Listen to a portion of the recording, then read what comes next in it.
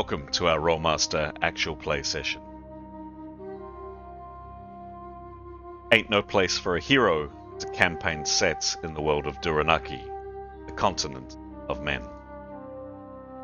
A gritty, cutthroat world where politics, sorcery, religion, and commerce are all intertwined and reign supreme. Treachery and murder both come cheap, and characters need to be both smart and ruthless to survive. We hope you enjoy our story, and, as always, may the dice roll in your favor.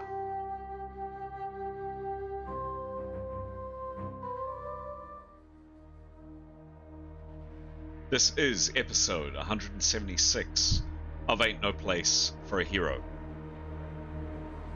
The party have chosen to face whatever awaits in Tarak Nev, and now find themselves deep within the terrible Dead City.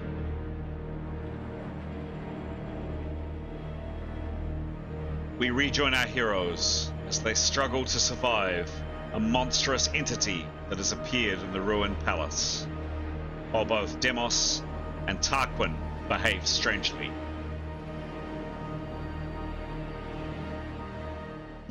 Hello, my name is Chris, alternatively known on this channel as GM Chance, and it is my great pleasure to welcome you to our story today. The story that we're telling, hopefully you've seen it on the thumbnail of this video, but if not, the story that we're telling is called Ain't No Place for a Hero. It is a tabletop role-playing game, and we use an old system dating all the way back to the 1980s. Actually, technically, we're doing a bit of research on the system all the way back to 1979, called Rolemaster.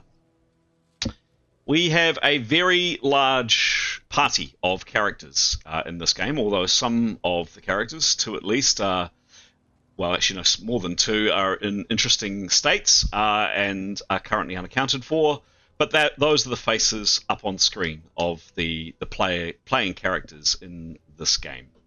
In a second or so, we are going to turn over to the players of those characters, and we have 5 players who are all with us today.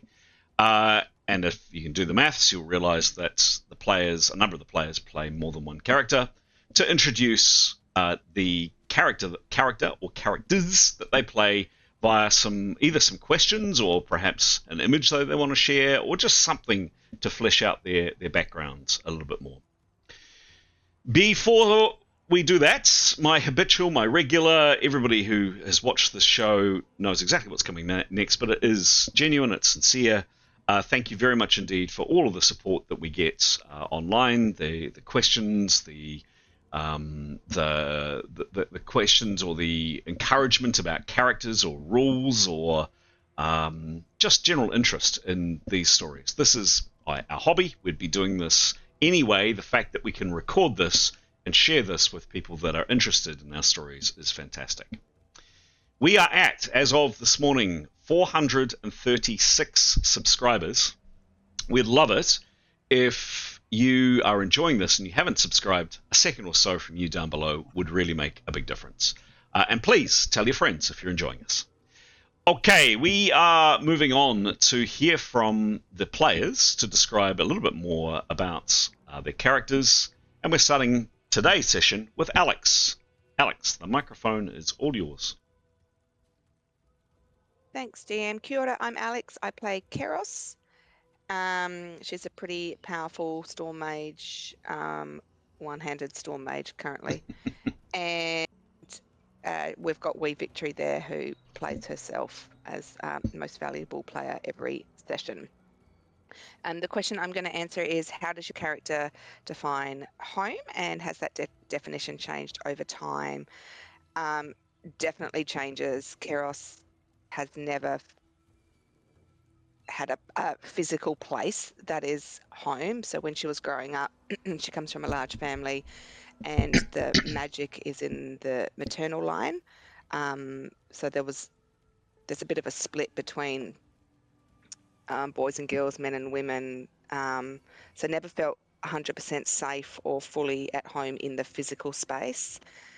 Then as time's gone on, she's realised for her home is people.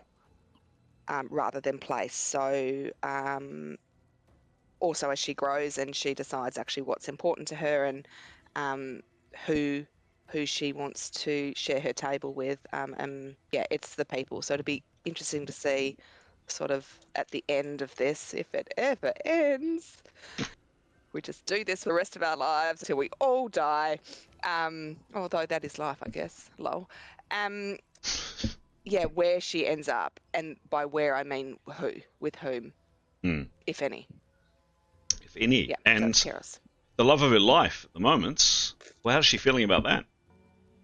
Well, I don't think that's an open forum question for her. She's obviously feeling lots of feelings, and distress and upset and so on. And I mean, obviously she gets annoyed with him too. Like, why did you do that? And now that you've done that, this is what's happened. And if you were awake, I would berate you about this, or alive, awake slash, I mean, who knows? But no, obviously very distressed by it, but working through that internally. Okay. Fair. Who would you like to hear from next, please? I think we'll hear from Aiden on that. Thank you. Hello. I'm going to answer questions for two characters today. First one is Grey, and I think the question I'll answer for him is, what is a completely useless skill that your character is unreasonably proud of? And for Grey, based on his skill sheet, is juggling. The drunker he gets, the better he gets at it, and he often thinks that it's quite impressive to girls. And I think he's probably annoyed Keros to no end by trying to impress her with his juggling, and maybe he's juggling things that he shouldn't be juggling, and they fall and they break, and she's just like, what? Like, just very annoyed. Yes, so that's Grey's Lovely question. And for Demos, what is the worst thing your character has ever cooked and insisted everyone try? And for Demos, that is a little recipe that comes from home that is called unrecorded sill, which is basically pickled herring. It's disgusting. It smells terrible, but he thinks it's amazing, and he's often quite excited to share it with the rest of the group whenever he has a chance to make it. They are perhaps less excited. Yes, very much so. Who's next? Pete. Thanks, Aiden. Kia ora. Yeah, I'm Pete, and I'll be playing two characters today. First of which is Leif. Question for Leif. How does your character cope with the knowledge that their actions may shape the fate of others? And especially with the scenario we're in right now, the way we see it, we're sort of stopping these sort of socialist bastards. No, these people from changing the way the world looks in terms of magic and non-human races. So that's quite a big responsibility. Leif just sticks to his guns. Just wants to keep his head down and just checks his facts and make sure he believes what he's doing is right. Checks in with other people and basically hopes that there's other people on the job too. Nice. Including the gods. But he would just, just keep focusing on what we need to do as a party, basically. Nice. But it is a big responsibility. For Mithan, basically apt. How does your character respond when their carefully made plans fall apart? You just just look at your priorities and just get the job done. So when a sort of a demigod thing pushes its way into your reality through the hole in the ceiling, well, what do you need to do? Well, run away from it. You just do what sort of seems to work, but with priorities of saving yourself in terms of Mithan, but a very close second, saving the group. And then with a view to saving the mission. So just do what needs to be done as what she, just try and keep a clear head, basically. Lovely. Thanks, Pete. Thanks. Can we please hear from Graham? Hello. I'm playing Etienne today, and I'm going to ask the first question. How does your character respond Same as please, how does your character respond when their carefully made plans fall apart? Well, I mean, as they're happening, a lot of the carefully made plans are actually sort of made up in the instant. I suppose if there was an all-seeing, string-pulling entity somewhere else in another world who'd spent ages thinking about these things and planning out move by moves and drawing out bits of paper, elaborate ways to win the game, and then they're all dashed against the rocks in the opening seconds of the next game, that would be annoying. But as far as Etienne's concerned, that never happens. So he kind of just makes a call to do something, and it doesn't quite happen, and he moves on. So, yeah. Giles. Thanks, Graham. A lucky last. So I play Tarquin. He's a young half-elf. There are two questions kind of that sit together for my character, really. How does your character cope with the knowledge that their actions shape the fate of others, and what unresolved relationship from your character's past still influences their decisions today? I guess the first time Tarquin's ever genuinely experienced kindness was when many moons ago, Etienne essentially got him out of a tight spot in an inn that might have ended very, very badly for him, shortly after which he parted company with Etienne. And really, to that point, it was the only act of kindness by somebody who he didn't know and, owed him nothing, really. And that continues to shape his actions today. And I guess as part of that is this unfolding realization that actually what people do makes a big difference, whether it's little or big, to how other people's are. And I guess that sits very uncomfortably with him. And I think that's all of us. That is all of us. Well met, one and all. That is the party up on screen. And yeah, there are two characters. Grey has been mentioned, but Niathanal hasn't. Those two characters are not currently with us at the moment. I'm going to zip through what I believe is the status of where the characters are at. I actually think I might have made a couple of errors on this. I may not have changed things over in my software, so I expect and hope to be corrected. So what I have is as follows. I think this is correct. Leif is at -40. He's on 140 hits out of his 147, and he is stunned 2 rounds, correct? 3 rounds. No, stunned 3 rounds. Stunned 3 rounds, same as Keros. Keros is on full hits, 41 hits. She is still, unfortunately, at -50 from a bad gash that she got in her leg from some kind of shade or creature. So everything she does is at -50. She, like Leif, is also stunned 3 rounds. Mython, now this is the one I was perhaps not sure about. I've got Mython on 141 hits, which I believe is correct, out of her normal 170. She's taking 4 hits a round. I thought she was bandaged. She's bandaged? She was cauterized. She was cauterized, thank you. Cool. Yeah, so that's gone. That's gone, yeah. Okay, I just didn't update my software. I'm pleased I checked. And I have you down here as stun no parry. I don't believe that's the case either. It's not the case, actually. I know it's not the case. For some reason, the software didn't update. Okay, cool. That was the main one I wanted to check. Demos is on 88 hits out of his normal 132.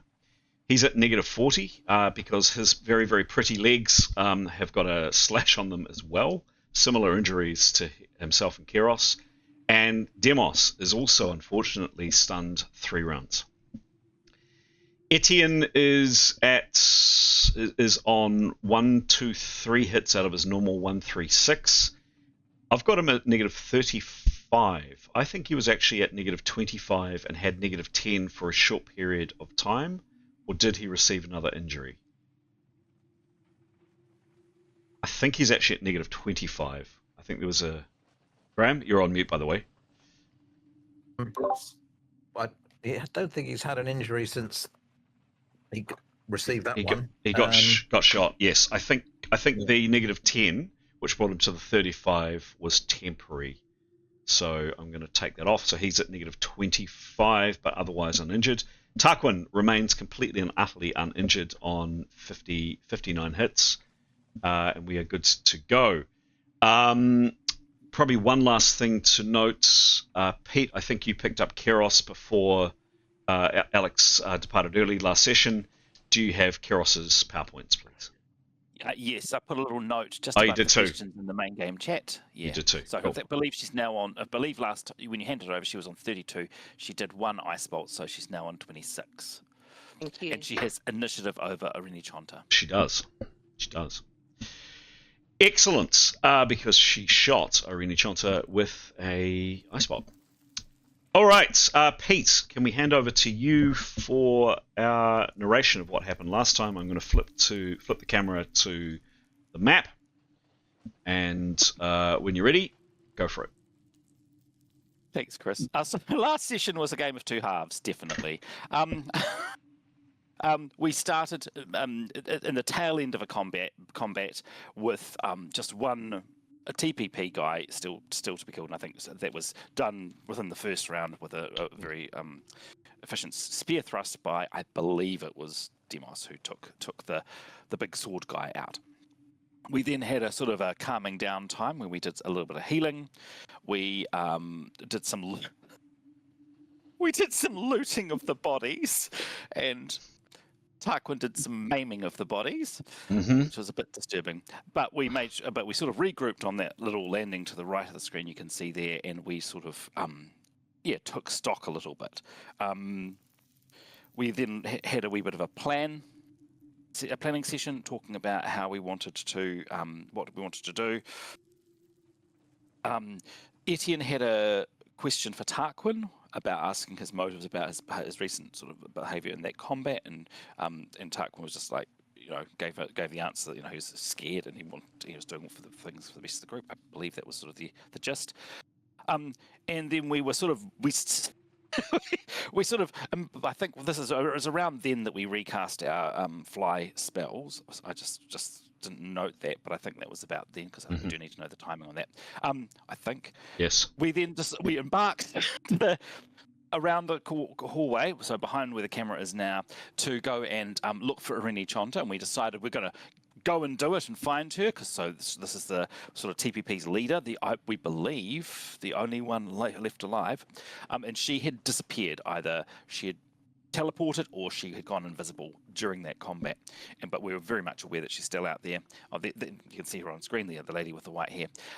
We'd got to about where she is on that landing, or on that part of the hallway there, when we had a rethink and went, actually, no, let's just get out of this place.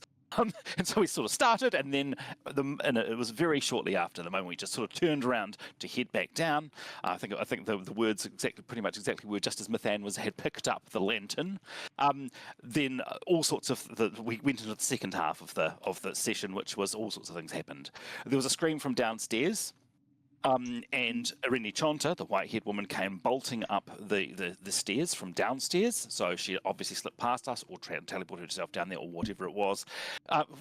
Rather hotly followed by one of what the creatures we're calling the Shriekers. These horned undead demon things that are pretty hard to see. They let out this sort of terrible cry that can do damage, and they slash nastily with their claws. So she had been driven back upstairs by this. Also, as you can see on screen, there's this weird thing, this very odd and unusual thing on the ceiling there. And we'd felt it was like pressure building, or this thing had sort of, there was a hole in the ceiling from when a rocket or a piece of debris had smashed through earlier. It's really not nice. It's like it's made up of eyes. I think it's vast, it's hideous, it's broken, and it's not meant to be here. It's big. It's like we get the sense it's bigger than it is. It's bigger than the world. It's somehow, and yet, that was the feeling we got as this pushed through. Not from outside, I thought the vibe was, but from somewhere else, and was pushing into our reality or our plane of existence. That's my understanding. And right at that time, there was a build-up inside our the characters' heads, and most sort of had some sort of a vision. We haven't had an opportunity to sort of to discuss them, as we haven't actually had we didn't make the opportunity to discuss ones that some of the characters have had earlier, in fact. But this creature of some description, feeling huge and vast, has pushed its way in, and we are like, oh heck, what's that? As I think Nathan said earlier, we're like, okay, plans have changed. Let's get out of here. So Nathan and Etienne ran off round the corner to try and establish an escape route. Irini Chonta moved up to about where Tarquin was, actually. Tarquin had and Leif, Kiros, and Demos sort of were on guard against Irini Chonta, sort of made a little bit of a line against her, and then odd stuff happened.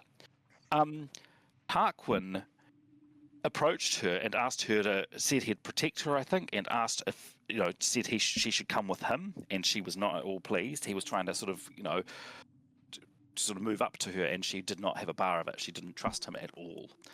I think Tarquin then said, "You'll be defied, my lord," but to someone, not sure who.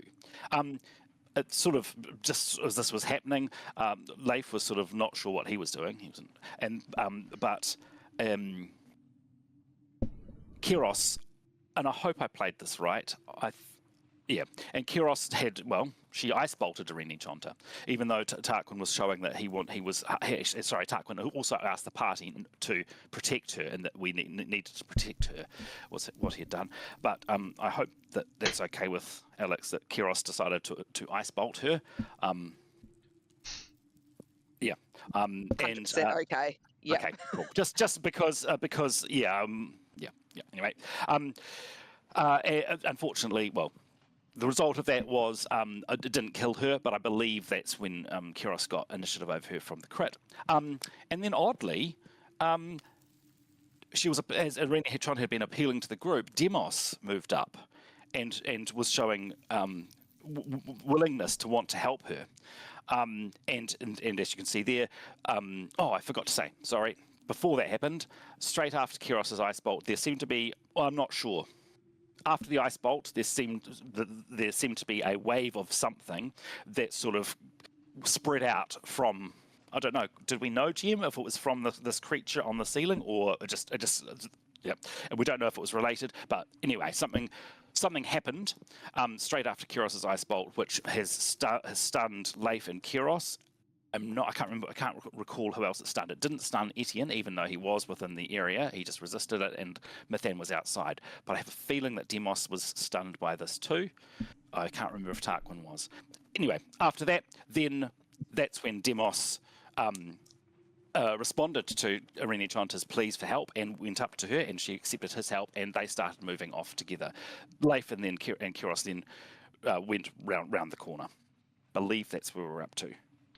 Mithan and Etienne are further down here. Further down. One last thing. This creature here, the thing that chased Irini Chonta up the stairs and slashed at her, has placed itself here in that corner and is just strangely kind of bobbing up and down and kind of rocking side to side and moving. It's not making any movement to come towards you currently. That is the situation that the game begins. Before we do, are there any qualifying questions? Do people want to know anything or check anything? I should just say that unless your characters speak Kisnell, you won't actually know what Tarquin said, but you will have heard him speak a pretty grumbly language. Correct. You all know. Oh, sorry, I didn't. I missed that bit. That's yeah. I missed the language you said that he's spoken. Sorry, Giles. Okay, so we don't know. We don't know that. And absolutely no one else speaks Kisnell. 100% no one else speaks Kisnell. Okay, very good. Any other questions from anybody else? Any qualifiers? Anything that's not clear? You know where your characters are. You know what state they're in. Yep, all good. Okay. Well, if you're as interested as I am to see what on earth is going to happen, let's start the game.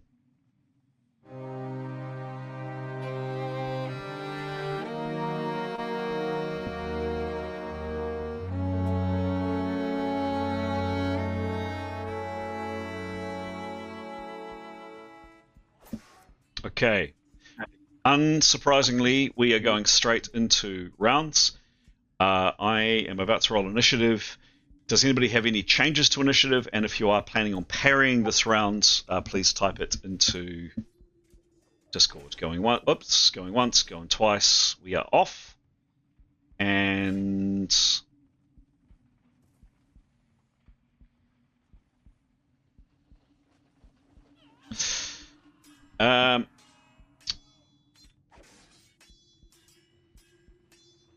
so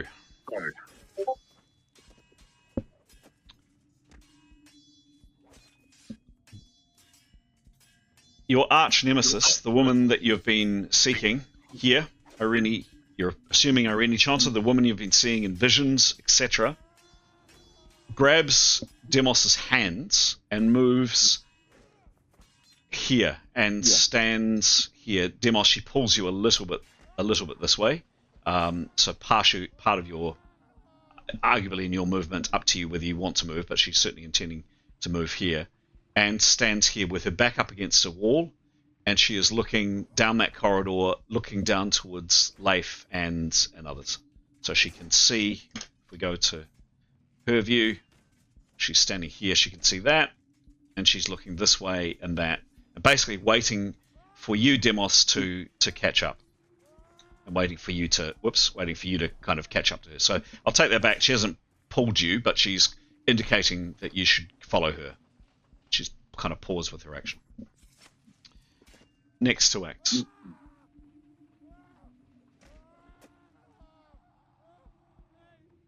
Is Leif. Oh, thank you. I don't know if I say if Kyros wanted to act on Chanta, she could have though. Not playing. What does Leif do, please? Oh, just okay, cool. Oh, sorry, she had initiative over her. Yes, she did. Yeah. Sorry, done. Yeah, done. Yeah, done. Leif is going to continue to. Will look over his shoulder.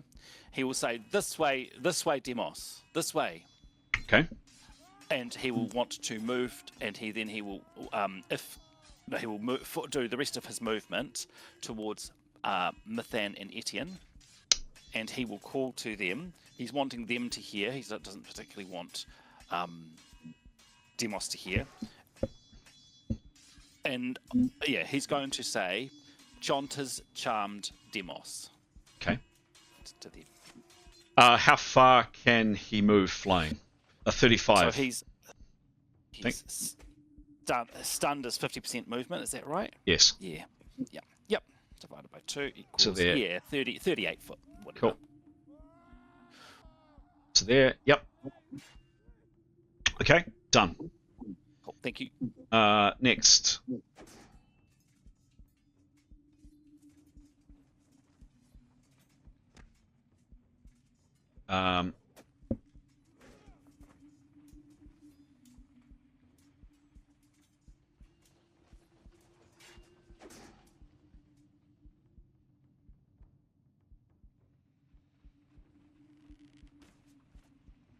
Okay. So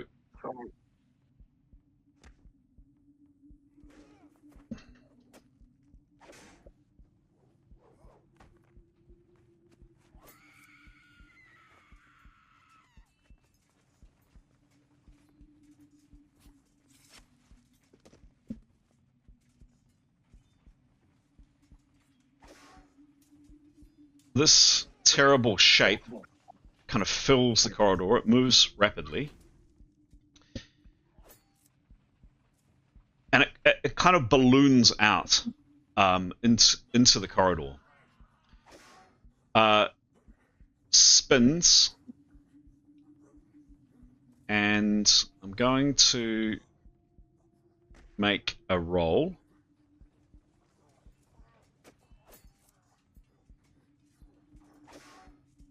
What it does. Let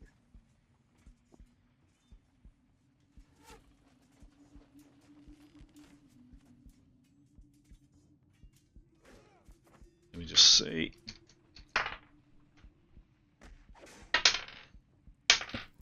Okay.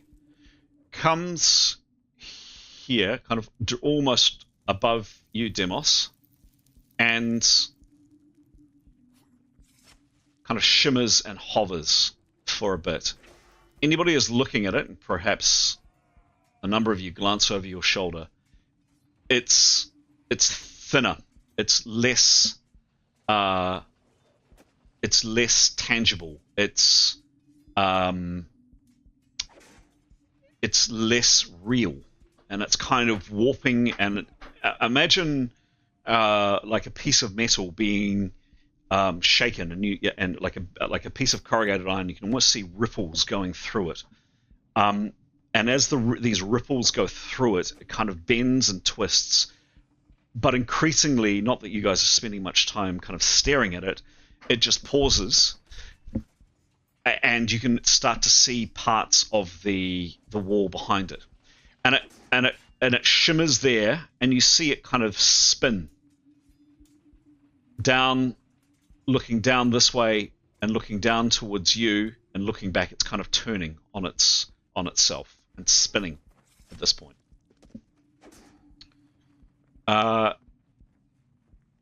It moves rapidly. Is probably the thing to note. But yeah, it's definitely wavering. It's definitely there's part of it that is able to be more seen through. Keros is next.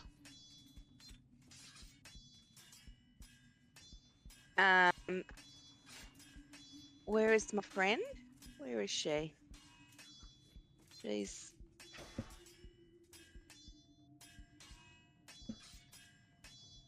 perfect. And Demos, do I have a clear shot of her without Demos? You do. Asik, I just need to shut down a piece of software. Although he's been a silly boy, so maybe he deserves a slap around the face with an ice bolt. No, lol, kidding, Demos. Or am I? How far is she, please, GM? From how far are they from each other? She is 43 feet away. She is 7 foot away from him. So Demos is 7 feet from Chonta. Blondie. Yep.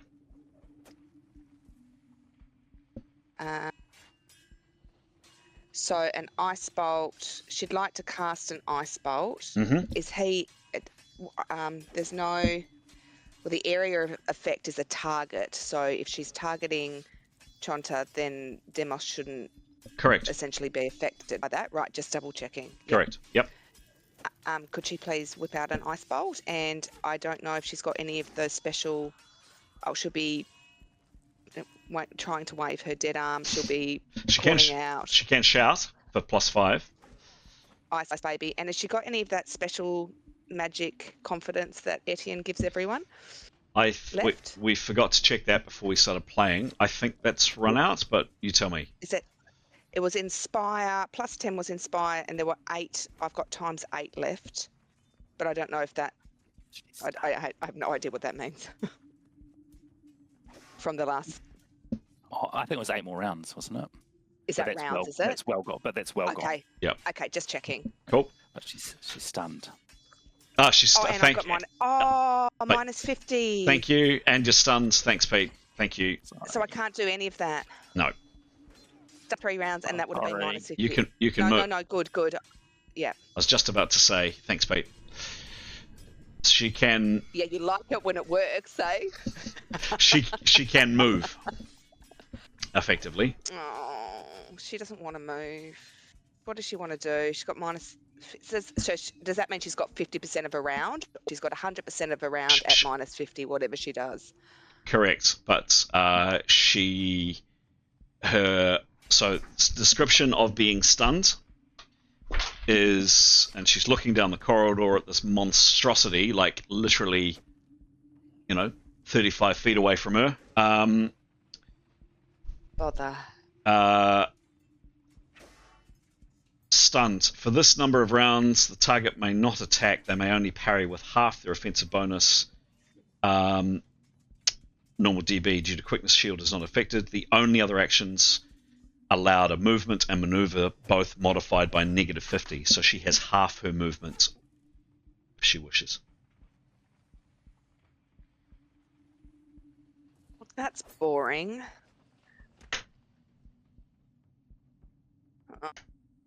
Can she just stay where she is? Do whatever you like. She's not often stunned. And this is round 1 of 3. Correct. Done 3 rounds. Okay, so she can't prep, she can't do anything. She can't even observe, what's it called? You can perceive, of course. Yep. You can perceive, that's you it. can rejoin. You can do whatever you like. Rejoin your friends. You can perceive. You can do what you wish.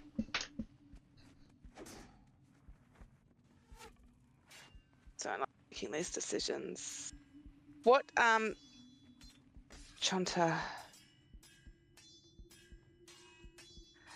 She's going to stay where she is, and she's going to do the full perception, please. I see. Thanks. It's probably dumb.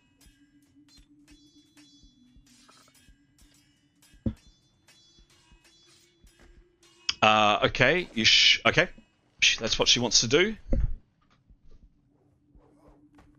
Oh.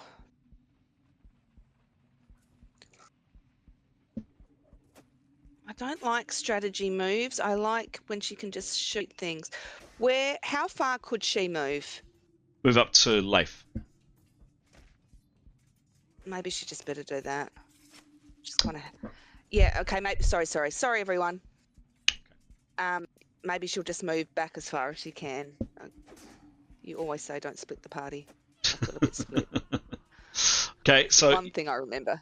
you both are flying. And you fly exactly the same distance.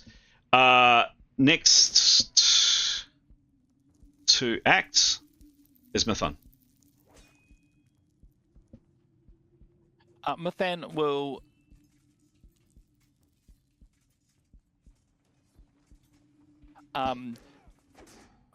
will want to run to that door. Which? The one straight in front of. Yep.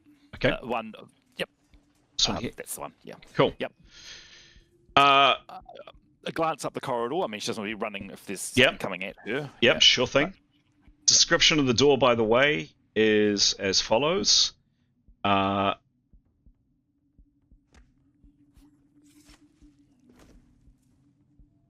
narrow steel door. You yank it open, and you see this.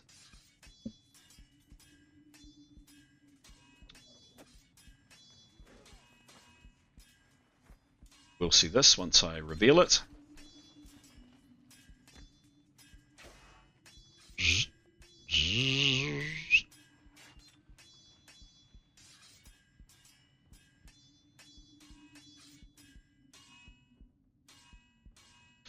Rooftop. You are outside, and you're on the second story. You can... Oops. Go. There's my... There we go. Unfortunately, that door doesn't open, but it opens out, and you see the horrors of Tarek near elsewhere. The other thing that you see is, if anything, more pronounced of these shooting weird beams coming down. Some spatter and kind of land on the parapet here, and others just go sailing off. So you are looking outside. Can she make a judgment about where the beams are coming from that glance? Yes, she can. In terms of the behind the building. Yeah. Yes, behind the building there. But they're bouncing all over the place. They're going everywhere. So it's still dangerous to be outside. You would think so. Yes. Okay. Anything else? She's probably got, I don't know, what is that? 40%, 60% left? She will want to, she'll say, too dangerous outside. Mm-hmm. Let's keep going around. Keep going around.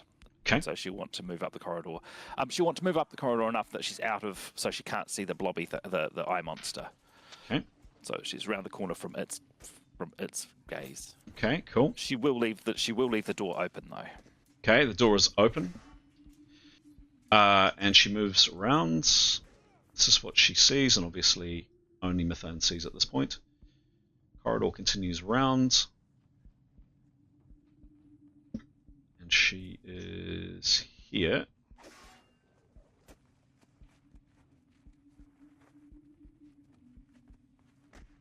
Following, again, this pattern on the ground, these... they almost look like scales. As she comes around, I will grab my little revealer a little bit more.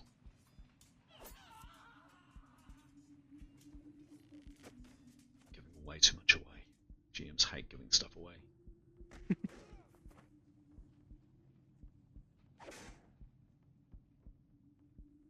And she gets to about there. She is now out of view, particularly if she goes here. If she goes there, she is out of view of the eye creature. Great, but not out of your Etienne. Yeah, actually, perfect. probably a little bit further back, to be honest, but that's what she sees. She does see that. Oh, yes, she's at -37. Sorry. Yes. Okay. Okay. There we go. Thank you. Next to act is Etienne. So Etienne, is Etienne aware of the creature? I mean, he's probably glancing over his shoulder, I'm guessing. Yeah. I think most people are kind of, there's enough going on to worry about it. So, yep, he doesn't have a good look at it, but he's aware where it is, yes.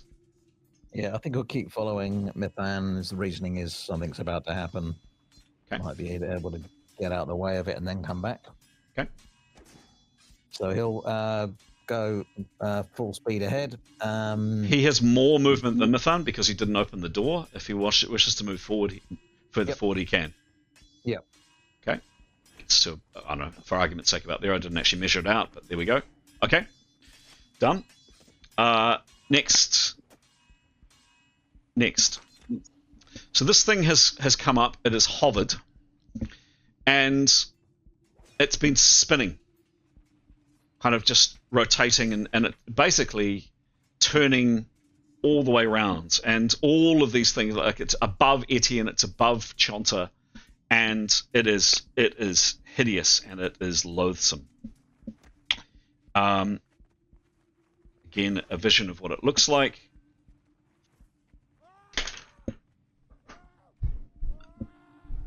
And it rockets forward. Horrible, sickening speed. And a appendage is probably the only way to describe it. Comes out of its body.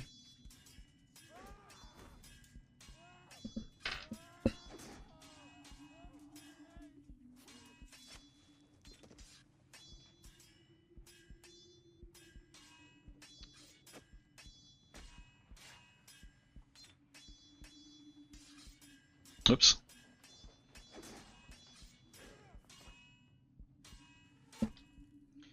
And hovering above Keros and Leif, it strikes down with full force with this appendage on Leif.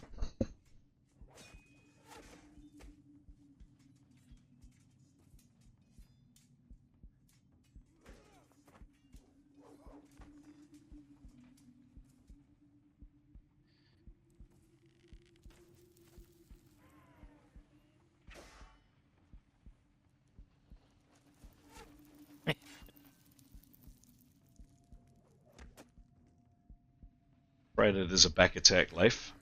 No.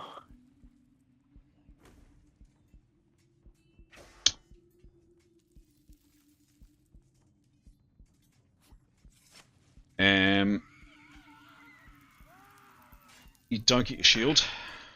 Nope. Do get part of your DB. 16. Now I just want to check my stats here. I think he's got an increased DB against demons, if that helps. Okay. Thank you. Thank you for letting me know.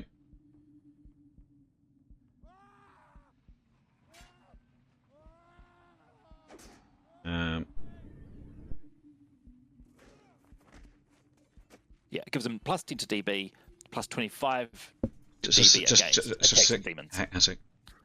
Sorry.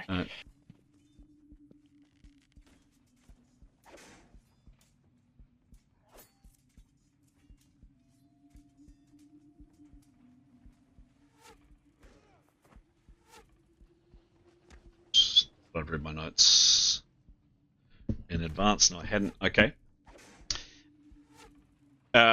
Smack.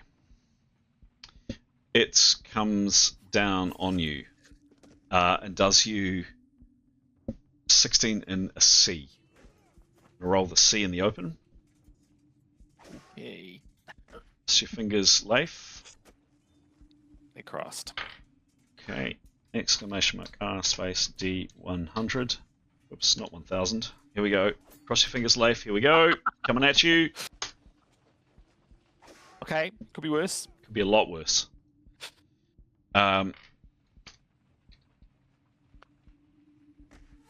Oops. Oh, I didn't roll the attack on you. I didn't roll the attack on you, Leif. So I'm going to roll the attack on you. The attack. I'm sorry.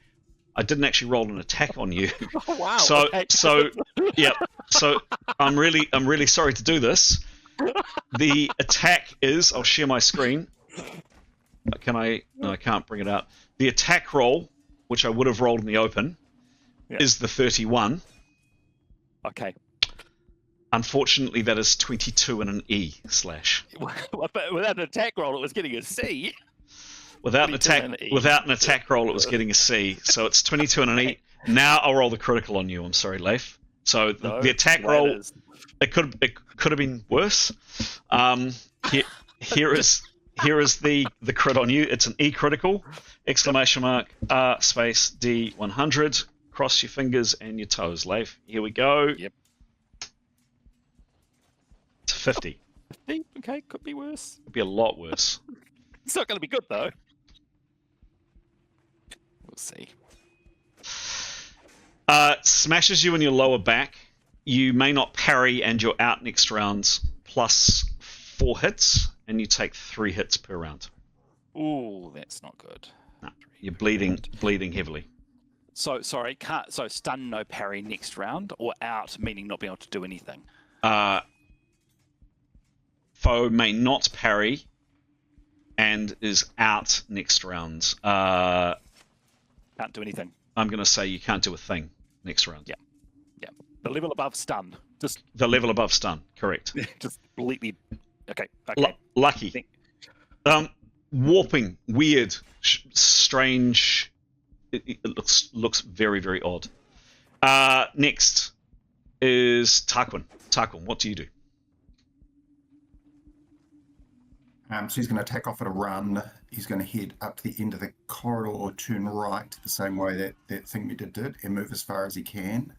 How far can he is running, he's going to turn to Irene Chonta, and using all of his duping skills, bark stay at her.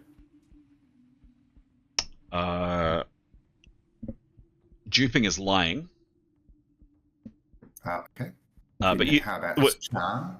Well, you could try either. How far can he run, please? He wants you to stay. Yep. How far can he run? Times 2. Oh, can he times 2? Yeah, 130, 128. So that's 40 to there, and he can get easily past his companions. Does he run past his companions?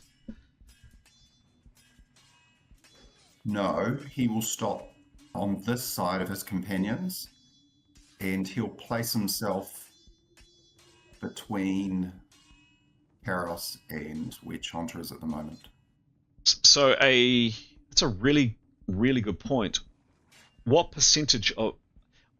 I think for a static action, which is what you're trying to do, is a round. You need to spend a round. You can tell her to stay, but I don't think you can devote a skill attempt to it.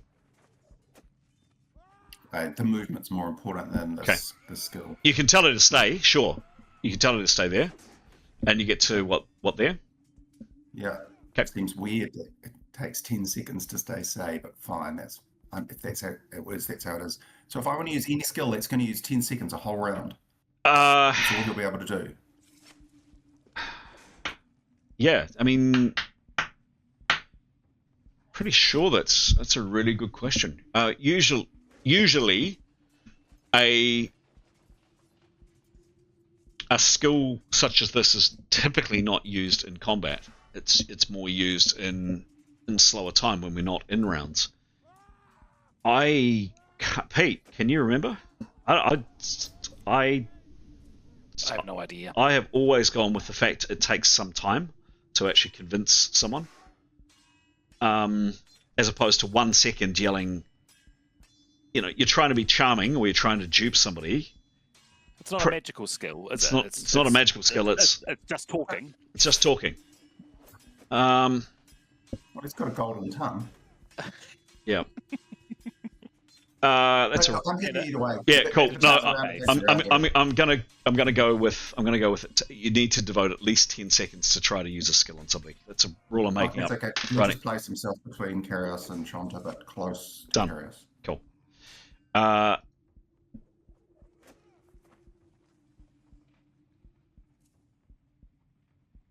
Okay.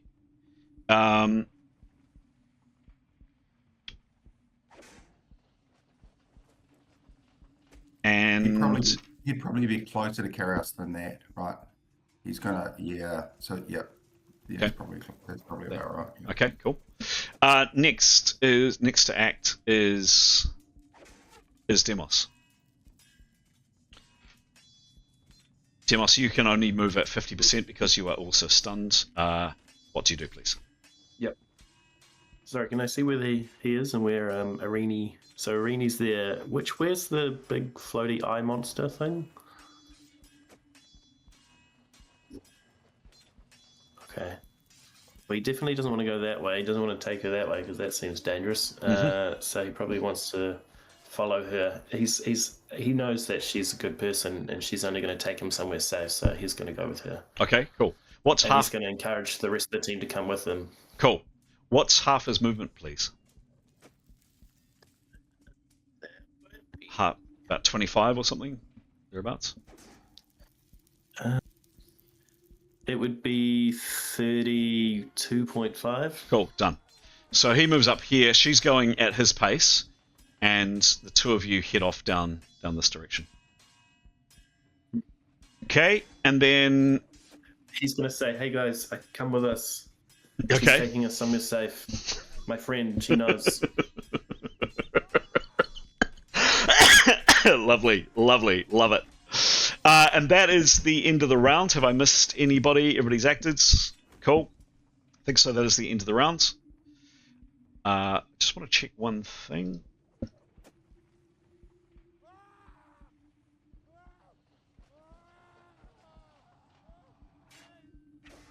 Okay.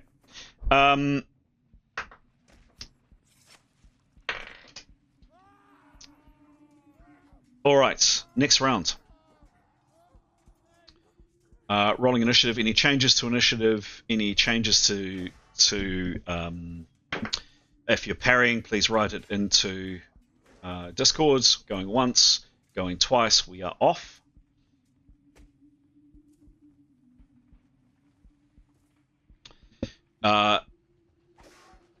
Chanta continues doing what she's doing, basically pulling you down here on your movement, Demos. You will move. For some reason, Leif. Now, why did your... Oh, because you were stunned from that last attack. That's why. Duh. I just need to roll this. Stun, no parry. On Leif. There you go. Okay, next is... So...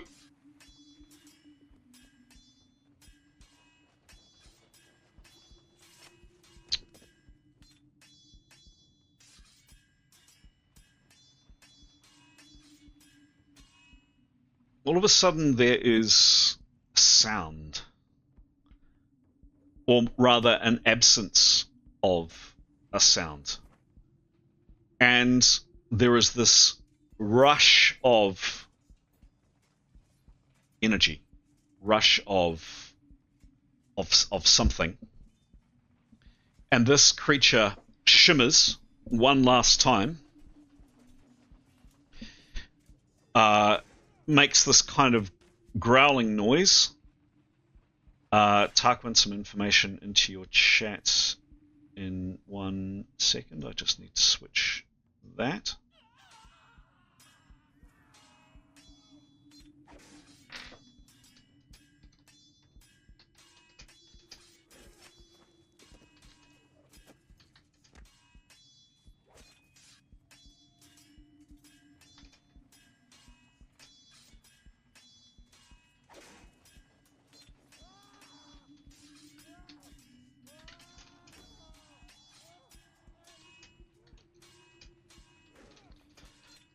In your channel now, Tarquin. It shimmers, and then there is this absence of noise, almost like a, and then poof. I couldn't find a required sound for it, and it is gone. And there is this terrible, terrible rush of energy and matter and kind of almost like a viscera, kind of some kind of slime, some substance comes all over the three characters that were directly underneath it. And there is an impact, and all of you get rocked by this impact. 1, 2, 3, Keros, Leif, and Tarquin. And I'd like each one of you, please, to make a essence resistance roll, and we're going to be starting with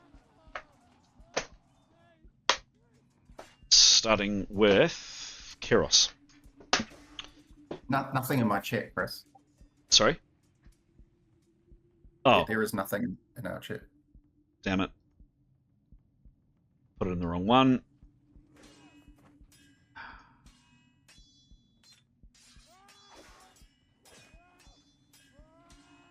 Put it in the wrong one. Hang on a sec. Too many. Oh, I didn't click go. I thought I did.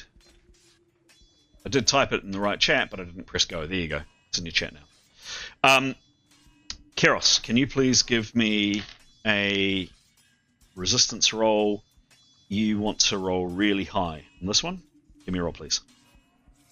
96, okay? Jesus. Yep, you are fine. So, Keros, you are blasted.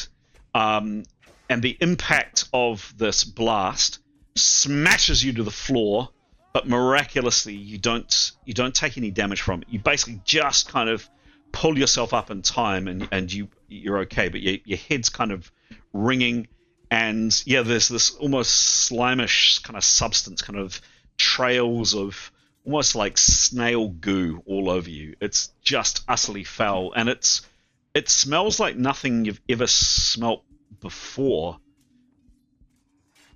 It smells awful, but it just smells wrong. You've never ever smelt anything like this, and you just are horrified by what's happened. Next is Leif. Give me a roll, please, Leif. Against Essence. You are level 9, is that right? You're on me. No, sorry, he's 10. Okay, yeah, give me a roll. He got a 99. No way! You are all. Out. You get to roll, but actually both you and Keros get to have rolled again, but you don't need to. You are fine. And then lastly, Tarquin. What level is Tarquin, please? He's 9 and Yep. needs to sleep. Give me a roll, please. Oh, 67. 67. What's his essence? 17. 17. Correct. Amazingly, you are okay, except you are also knocked to the ground, but you don't take any damage. So Tarquin, you are down, Leif is down, and Keros is down. So you're all three of you are on the ground, but amazingly, you do not take any damage. And this thing has just vanished from overhead above you. It's gone.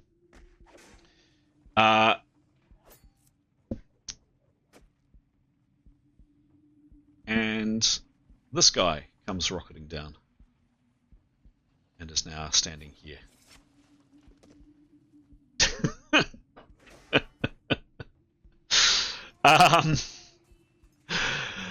Leif, you are stunned, no parry. You're out this round. There's nothing you can do. You're on the ground and your head is just reeling.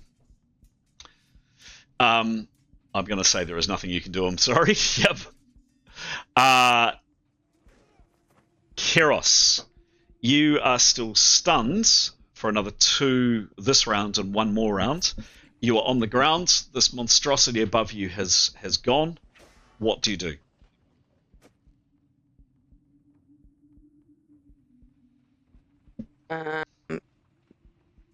Nothing, because I'm stunned.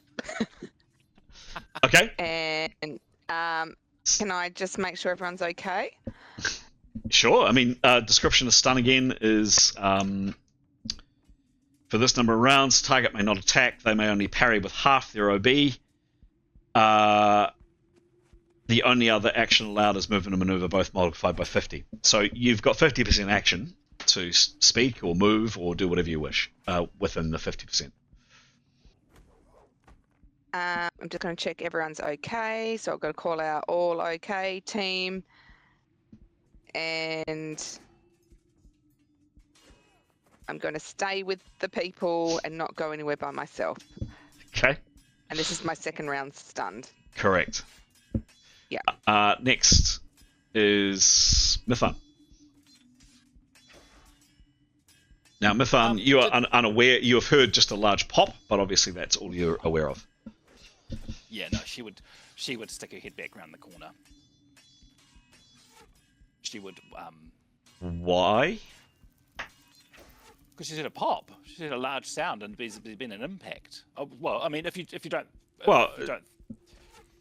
there's all kinds of crazy sounds coming from here. I guess what I'm asking you to do is play in character. One character has just seen this happen. The other character doesn't, so it's not like I can ask you to step out of the room. Your call. So does she? She can't see Leif and Keros? Can she from where she is? No. Mithan is here. Hang on. Yeah, she probably can. Okay, so she's seen them now on the ground. Yes, correct.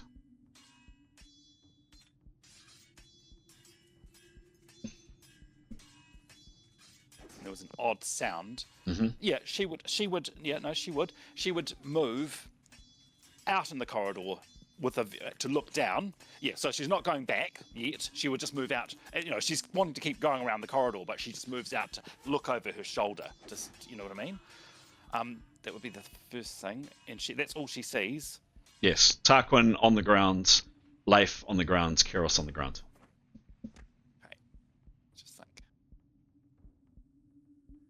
She would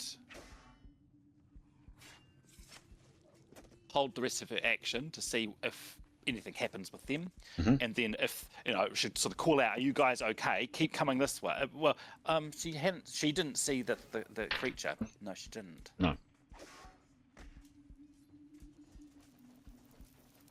She is going to hold the rest of her action because she does want them to follow along. So she's going to hold the rest of her action, and if by the end of the round they haven't been attacked or aren't moving, she would continue to move. She would move around the outside of the corridor, keeping them in sight as much as possible. Cool. And yeah, so she would move as much. Yeah. Can we do her movement at the end? Yep. That's what she'd do. Thank you. Tarquin, you're on the ground. What do you do? How much of my action does it take to get up off the ground? Yep. On the sheet, it is standing up from prone, 50%. Okay, so he's going to stand up. Yep. He's going to take off towards Mithan. Okay. So He's going to save. Well, it depends because I don't know. He's going to say one of the minions of Scarthus is attacking the Screamer. So I don't know if that's more than 3 words. So he's probably got 40% of his action to move. So how? Will be, I'm about to tell you. About 32 feet. Okay, so it gets to kind of there. Okay. And obviously he'd shout out in South Tongue, so both Yep. Etienne and it's really Etienne he needs to tell, so both Etienne and Mithan are aware. What does he shout again, please? One of the Legion of Scarfus is there, the Screamer, that's what we've been calling them. Right. Yeah. Okay, great. Etienne, you've heard that. What do you do? So, sorry, what has he heard? There's a screamer. Yes. And what did he hear from Carrios? I had thought Keros was speaking to the team immediately around her. Are you all right? So probably nothing from Keros, I think. And he's heard a noise, and that's it. Yeah, like an implosion, like a popping noise, something like that. Yes. Well, I think he would look behind him at the very least. What's Mithan doing? Mithan, turning round, Mithan is standing. So this is what Etienne sees. Mithan is standing there, kind of looking back over her shoulder, and Tarquin, he's just seen Tarquin moving up to here. And Tarquin's shouted, "There's a screamer." Yes. Has he sort of indicated with his hand or anything like that? Or Giles? Well, he would both look terrified, and it would be obvious from how he's moving that the Screamer is behind him. Even at a distance, I think Etienne would be able to see that without too much trouble. And of course, he's covered in goo. I don't know how obvious that is to Etienne at that distance, but you would have thought you can see the radioactive sludge. But you can tell us. well, in that case, he'll turn and run back. Yeah. Okay, cool. How far can he move, please? Well, he can Double rate. double 140 feet. Wow. That's big. Take him to 140, which is effectively Mithan, and then he can move up to another 100 from there, so that's 40. And then another 100, Etienne, would give you 100 from there, would give you all the way up to the critter, if you wanted to. So you tell me where you want to move.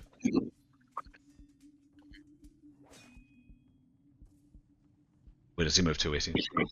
Hang on, one moment. He will move so he can see the screamer. Mm-hmm. Next to well, just short of Tarquin. Okay, done. You can see this horrible shade, whatever it is. This thing here. There's a lantern next to it. It's very, very obvious. So just short of Tarquin, here or here? You tell me where. Just on the inside there, and yeah, and he can't now, but next time he'll prepare. Done. Okay. Demos.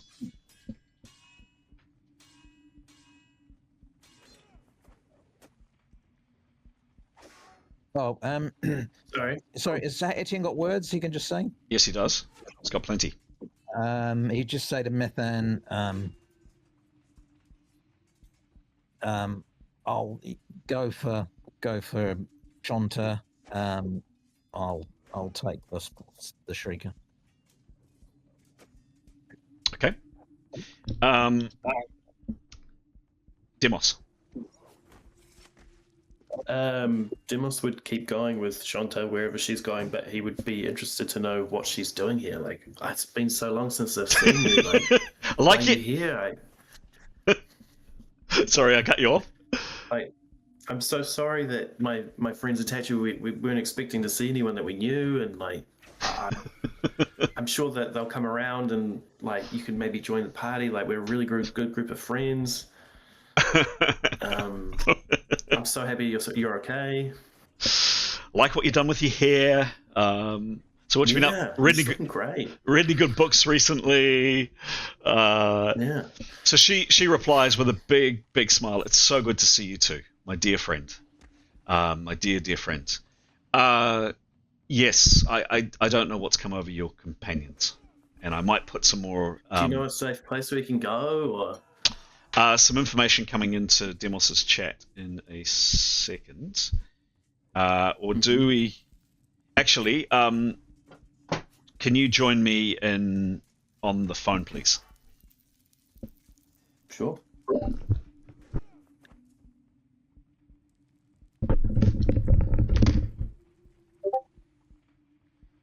Phone a fiend.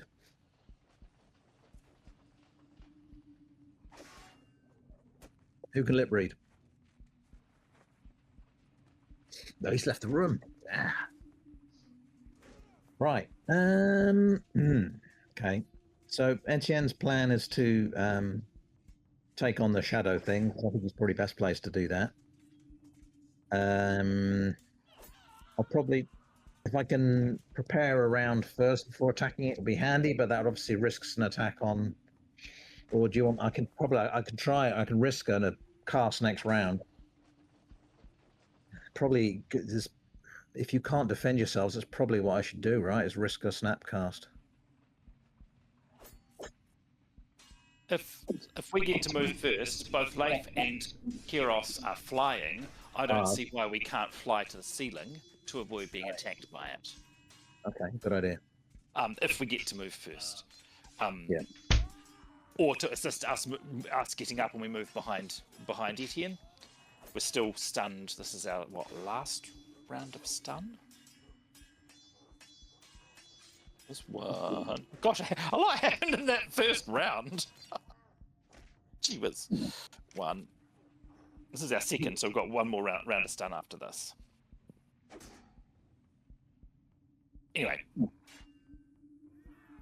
Yeah, so his plan is to try and repel it anyway, but if he can get around in, it would be good because he's at minus 25. Yeah. Mithan's got magical weapons. Yeah. Mithan's got a magical weapon. Leif's got a magical weapon. Right, okay, so you might be able to spend... If Leif acts first, he'll put himself between it and Kiros, and he'll parry. Okay. Yeah, quite.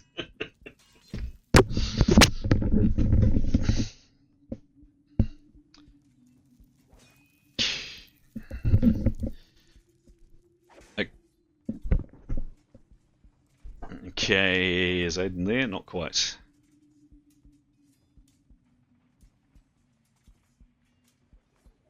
No. Okay. Well, anyway, Aiden, you guys do that. Moving on, that was the last end of the rounds. Mithan's movement. Oh yes, Mithan's yeah. She's got 102 foot that she can move. Yep. She's going to call to Tarquin. Where's the eye monster? Does he get an opportunity to respond? Yeah. A couple of words. I'll give you 3 words. Sorry, just before you respond, Giles, I'll give you the benefit of thinking about that answer. Aiden, just to say, you guys do exactly that, right? Yep. Tarquin, 3 words back. He will return. Okay. You've got that. Okay. What do you do, Mithan? Mithan will look down the corridor. Perception roll? No, just a glance, and then she'll. She's hurt Etienne. She's gonna. How far will 102 foot get her? Yeah, sure.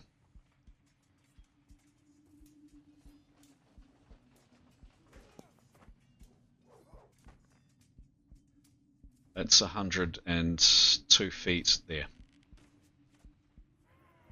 She will want to move to. She'll want to move parallel to Kiros. Yeah, on the far end, on the far side of the wall. Yeah. It's against the wall, against the outside wall, and look up the corridor. Okay.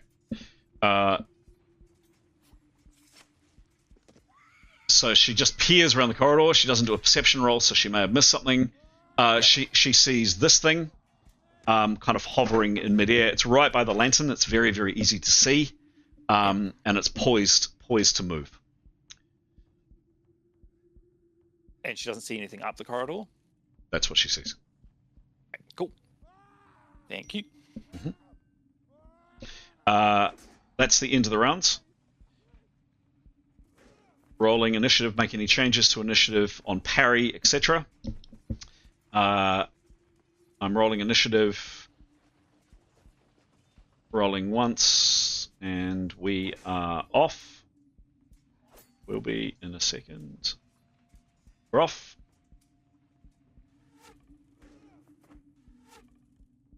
Okay.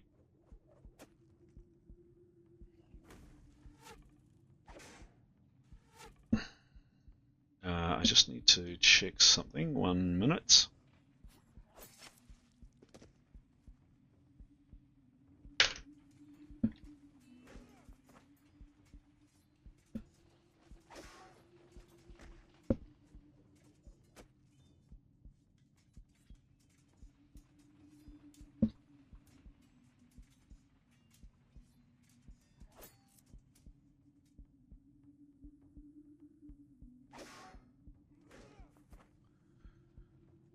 Okay.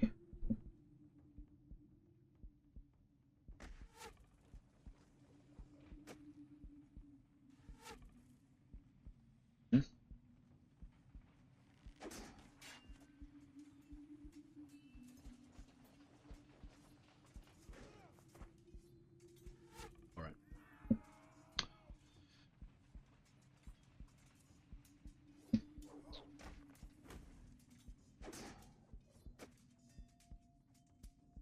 Right, coming back to you. Here we go.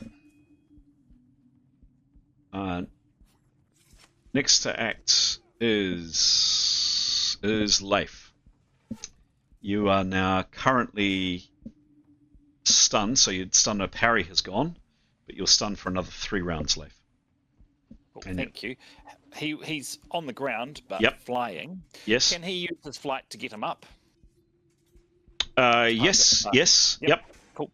And he's wanting to put himself in front of Kiros, ready to parry the Shrieker when it comes at him. Yeah. Thank you. Okay. Done. Funnily enough, it is this critter's turn next, and it does indeed rush a short distance down and attacks Leif.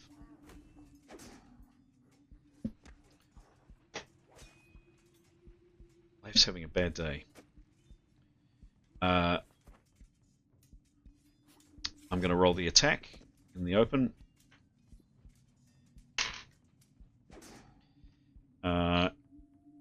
Exclamation mark R space D100. Coming at you, Leif. Oops, no, that's in the Tarquin channel. Main game chat. Exclamation mark R space D100. Coming at you, Leif now. Oof, that's 80, high. 84. It has moved and attacked, so it does get a slight penalty for that.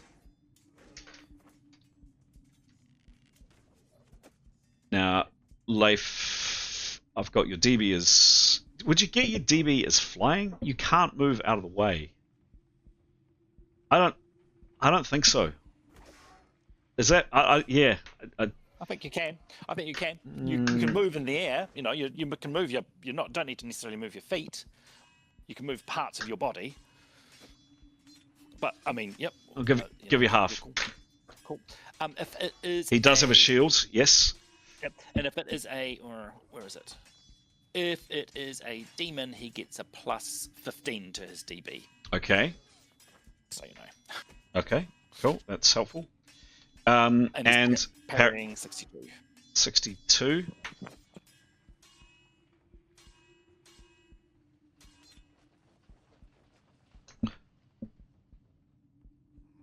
That parry made all the difference. Absolutely made all the difference. You would have been hit otherwise, no doubt about it. It scratches at you and you turn it aside with your shield. Yo. Cool. Thanks. Tarquin. You damn shriekers. Tarquin, you're next to act. How far is the distance between me and the Shrieker? It is 40 feet. Okay, so he'll use. Oh, now help me out here, Chris. So at a run, he's going to use about 20, a little bit more like 21% of his action to get to the Shrieker. Can he get to it and attack it with his magical dagger? Yep. So you need a minimum of 50% to attack with a melee weapon. Excellent. He'll do that, and then he'll attack with all 78%. Okay. So he moves up. He does get a flank on it.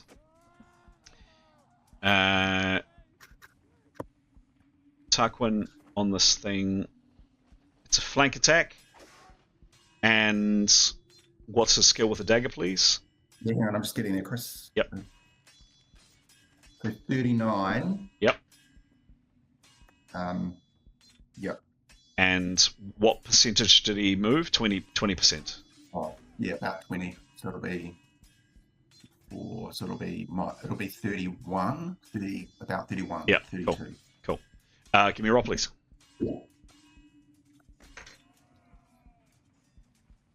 88. 88. It's a good roll. Yeah. 9 in a slash. You slash it with the dagger. Give me a roll. Okay, now I need to roll 100 or 66, isn't it? You need to give me a good roll. Yes. Oh no, 32. 32 is not a good roll. You do it another two hits. Hang on a second, Chris. Can I utter my 2 words? Just a second. You can do it another 2 hits, and you get plus 10 to your next swing. You can utter your 3 words. Yes. So he's going to utter the Alkinsa to and roll again. What's that? Sorry. I'm going to call you. Oh no. That. Sorry. Not apparent. So yep. I get that, Tarquin. I should have said this. Hang on, coming into your chat now. No, I'll just tell you. Effect is gone, Giles. On the departure of the critter, gone. That's that. She is plus. What did you say? The A is 2 hits. Add plus 10 to your next swing. cool. Thank you. Yep, easier than doing it that way. That is Tarquin's turn. Next is Keros's turn. Keros, you are stunned 1 more round. This is the last round of stun. What do you do? And the creature's already acted, correct? The creature is on Leif. Yes, it's attacking Leif. So if I stayed there.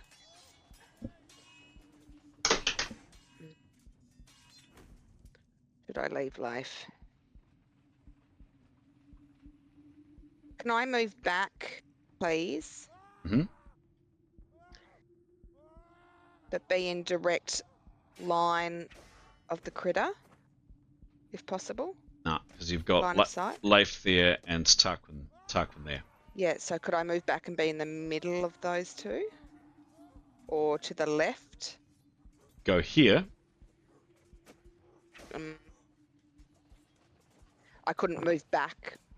No, because remember, on our screens, these are static.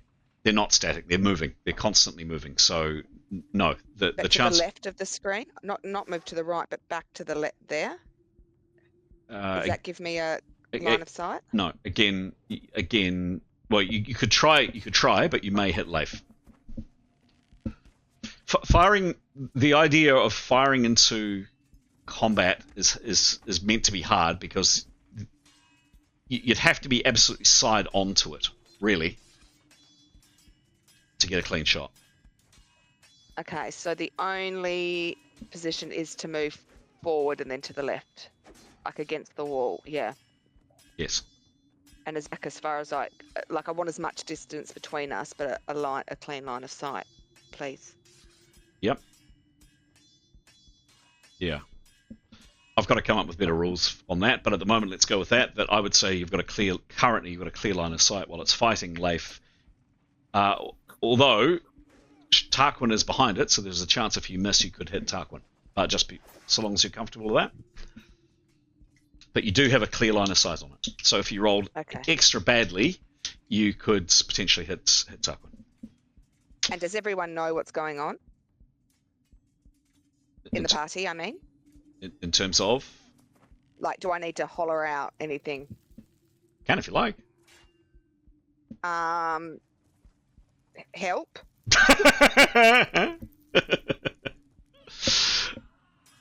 Anything else when she moves? No. Okay. That's it, thanks. Next is Etienne. I think Etienne is going to prepare for one round. Okay. But because he's obviously looking at what's going on. Yep. Hoping that they'll survive another round. And but next time you roll initiative, can we roll it on his intuition? Do you think intuition bonus? Yes, thank you. Yes, done. Yep, cool. Yep. Preparing this round, good. He has 10% activity because he's preparing. Does he do anything else with the 10%? What's my distance from the creepy? 45 feet. No, he'll stay there and he'll just say casting next round. Cool. Mython. She can move 102 foot of run. She'd like to move around Kiros and run up the corridor, please. Okay.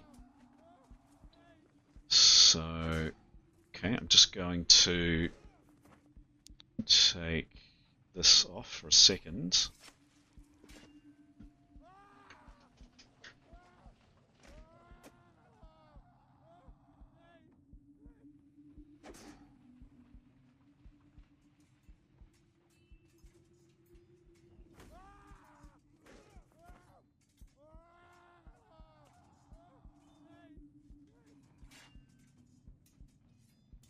Okay. 102, you say, Mython. 102 will get you to... I know you can't see the map. That's right.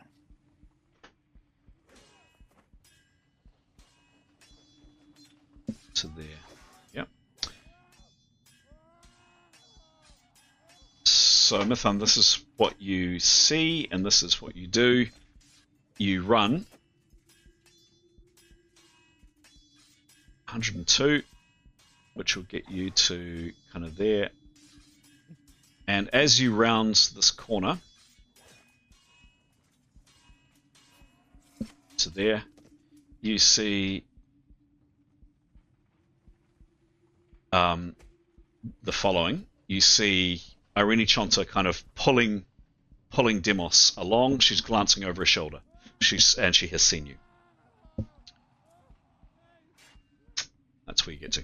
Now, you know this method. None of the other companions know this. Thank you. Next is Demos. So Demos, you are pulled, and another 30 foot, and this is your last. Does he see Mython? Yes, he glancing over his shoulder. Yeah. I mean, you're fair to say, looking back. Cool. Yeah. Do you move? He'd say, come on, come with us. Yep. We're going to a safe place. Is the room just this way that we're going? Come. Chonta gets to there, pulling Demos behind her. She goes inside the room, so you lose sight of her. Demos is still in the corridor. So Chonta has gone. Demos, you can see where she's gone. And that's what you see, Mython. And we might need to take it out of... We might need to have our own little session in next round. We'll see how we go. And that is the end of the rounds. Ending the rounds. GM is just going to get another drink. Happy chatting. And I'll be back in a second. Oh dear. Such a nice person, guys. You just have to get to know her. It's true, actually. We haven't. I even tried. We haven't taken the time. She seems lovely. She really is. Strong convictions. Did you just? Yeah, I don't know. Yeah. So I hope that I've done the right thing. Just holding off around there. Just want to make sure, make the best roll I can this one. So.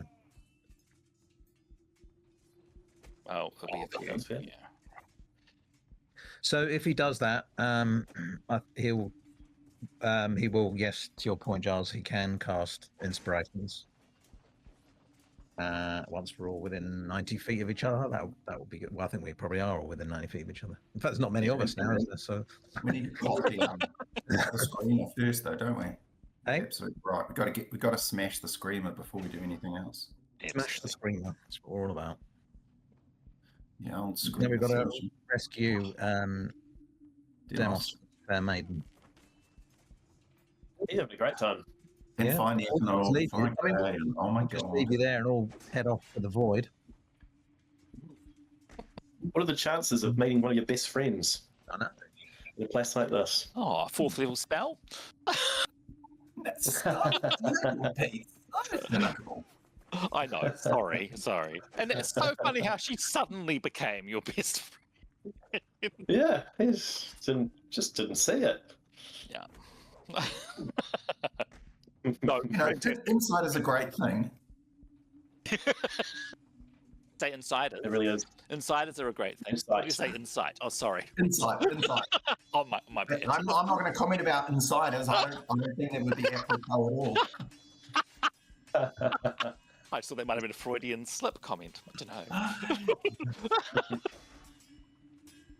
I'm so pleased that eyeball monster went. Yeah. Good. Or Demos. Not Demos, Leif. Alrighty, Oh, well, that's what it is. next Is he round. still losing 3 hits around? Yes. Crap. With your negative 60 that you parried with, Pete, is that at Yeah. negative 40 as well? Oh, 40. You're at Oh, neg- so he's got a skill of. Oh, sorry. So what's a skill with a sword? You're on mute, Pete.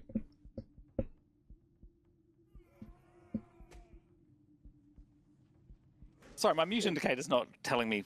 It's telling me lies. Yep. His skill is 1, 2, 3. 1, 2, 3, minus 40. So he's got 83 to play with. He can parry at 50%, so he should have actually been parrying with 40 rather than with 60, right? Oh, my bad.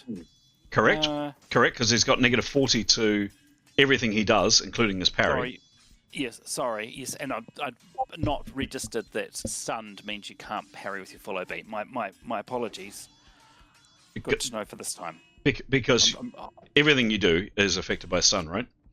So Yes. I Yeah, think- I had negated it off, but I didn't realise I couldn't do full parry. you can't. So with a stun, No, that's why I got the amount wrong. So I apologise. you can I see only that now. you can only parry with half your offensive bonus. Yes. Yep. So 40% of my half. Yes. Correct. Yeah. Correct. Okay, we're into the next round. Make any changes to initiative that you need to make. I'm rolling initiative. Yes. Yes. Thank you. Yep. So that puts him on intuition is a plus 19 Oh wow. stat bonus. 19. Okay. So he gets another 8 on top of that. Cool. Can you remind me to remove that if I don't remember? Okay, rolling initiative. I've got that bonus on Etienne. And we are off.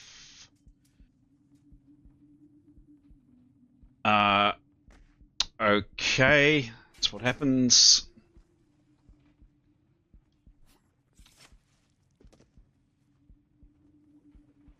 Etienne, it is your turn. Right. Well, he'd like to cast, please. Mm-hmm. He'd like to make a noise. Yep. Shimmy. Shimmy. Yep. Shake his bottom. Shake his bottom. Um, Yep. Give me a roll. You shake it, rattle and roll. Yep, He's prepared 1 round. he has. Come on, it's here. Come on, it's here. Oh, bugger. 10. 10. 10. Sorry, guys. 10 preparing run round is negative 15. What is his? Does he get base spells? No, it isn't going to. He is shouting, so that negates the negative 5. However, that is a failure, Etienne. No. Give me a spell failure roll, please. It's an attack spell. Give me a roll. You want a low result here. 22. 22 is pretty low. Mild mental lapse causes the caster to lose the spell, but not the spell points. You're lucky. You operate at negative 50 for 1 round. I'm going to say that's the next round for you, Etienne. So, I don't. So negative 75 next round. Please remind me to take off the negative 50 that you're on. So you're currently on negative 75. You should be on negative 25. You're at negative 75 for next round. Then after that, you're back down to negative 25. I'm afraid that's it, Etienne. Next actor is the critter on Leif. It swings again, Leif. He's parrying, please. Okay. I'll roll in the open. Exclamation mark space D 100s. Cross your fingers, Leif. 53. Now, a sec. On Leif, yes. So, do get the shield. You are still stunned. Hasn't moved, so it doesn't have that effect on it, but it rolled a 53. Now, you're at negative 40, so you don't have your full OB, and because you're stunned, you can only parry half of that. So what is your parry, please? So 40% of half, sorry, 60% of half his OB is 37. 37. That sounds a bit better. Yeah. And that was enough to do it again. Had it not been for the parry, it definitely would have done you a critical. You turn it aside. Next is Tarquin. He's going to do a full-on attack. Done. Tarquin on the critter. Give me a roll, please. Oh, okay. 8. 8. That is not a fumble. Now you haven't moved this round. You do get a flank as described. That's a miss. You slash at this thing but you basically just cut vapor, cut air. Next is Leif. I think you've done everything you can do, Leif. Done. Next is Keros.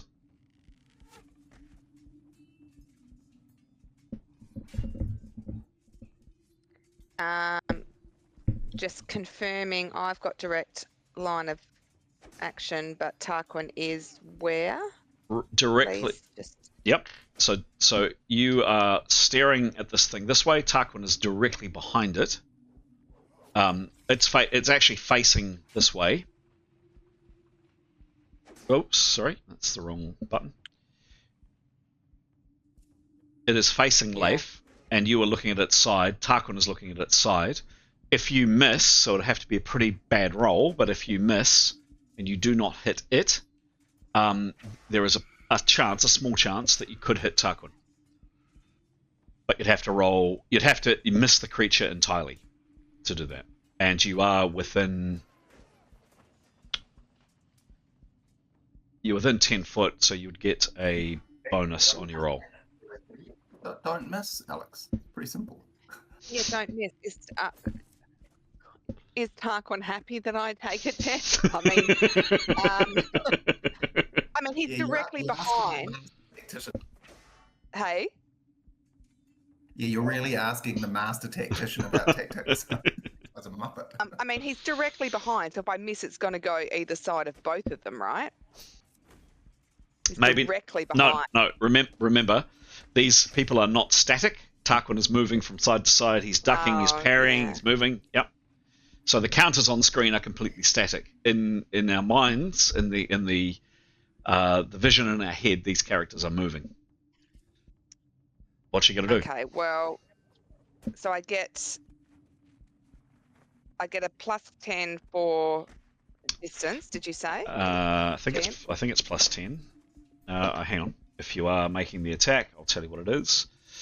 Yes, I would like to. Sorry, Tarquin, but I'm going to not miss. Range, you get +35, massive +35 with an ice bolt. You are, of course, And at a flank negative attack? and a flank Sorry. attack. Yeah, and a flank attack. And I'm obviously going to start singing Ice Ice Baby very loudly. You do. +5. You get +5 for that. You are at -50 because of the gash in your leg, but still. Yes. So what does that come up to? 35, 40, 50? So That's- that negates the -50. It's pretty tasty. Yep. And then if I did an Ice Bolt, I am plus... 100. Is it oh gosh, sorry, let me just check. Was it 100 and... Yeah, +100. She could prep one round, but no, she's going to fire. All right, Cool. team. Give me a roll. Oh, okay. Oh, Giles, all the best. Right, 100. Okie dokie. Here we go. 64. 64. 64. So plus 100. Plus 100s. That is a massive 36 in a G impact. Now that is including. Oh, what's a G? Yeah, I want to see what a G is as well. A G impact is as follows. Makes you go, gee. Yeah. Gee whiz. Negative Gee 50, whiz. negative 20 XP, Pete. G-force. Excellent. G That's brilliant. G is an E critical and a C critical. So roll the E critical first, and then we'll come back and roll the C when you're ready, please. Okay, I've clicked something on my laptop and now I've gone somewhere. Where's the channels gone? Oliver Light. Oh God, what's happened? Now, oh, there's the channel. Okay, then go back here. So I'm rolling for my first crit, which Yep. is G. Did you say? It's an E critical. easy. Mm-hmm. Nail Which it. makes up the G. Yeah. 84. 84. Blasticide crushes variety of organs. Foe dies of internal bleeding after 6 rounds of inactivity plus 30 hits. Doesn't have a side. Do you wish also Keros to roll the C? Yes. You can roll, please, a C critical just for fun. Roll the C, please. Roll the C. Mm-hmm. 53. 53. Another 15 hits. So there is this blast of frosty goodness from Keros.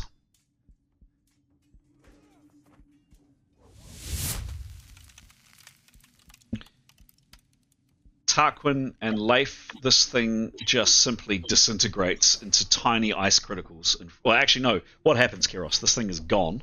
So what happens?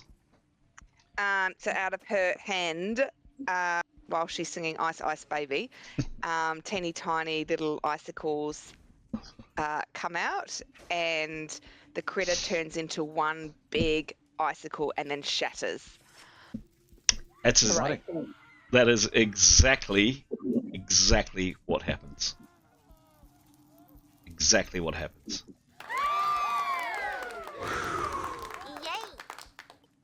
Yay!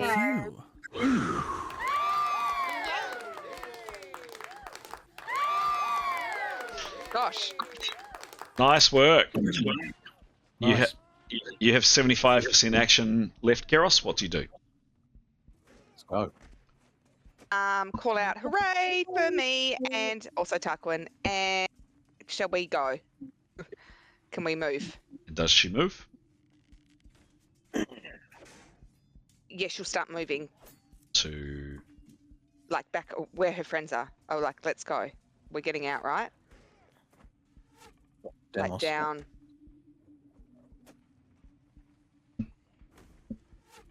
Because, yeah, we've got Etienne there, we've got Leif there, we've got Tarquin there. Mhm. Where's the boyfriend? down. So is he still the boyfriend? Oh, Mythan. Oh, she'll move if everyone's moving. If we've got to go get the boyfriend. Okay. Done. Yeah. She doesn't want to be the decision maker. Yeah, she's ready to go if everyone's going. If Okay. she can hold that. Demos is next. Demos, your friend has moved into. What do we do here? What do we do? What do we do? What do we do? What do we do? What do we do? What do we do? What do we do? What do you do, Demos? Well, she's gone into the room. He's going to keep the door open as he's like, "Come on, Mythvan, come on." And go into the room. He's just going to hold it. No, he's not going into the room. He's holding the door open so that Mythvan knows to come with them. Door's standing ajar, by the way. It's a large oaken door. Oh, okay. Well, he's just going to stand in the entranceway and be like, "Come on, come on." Okay. Done.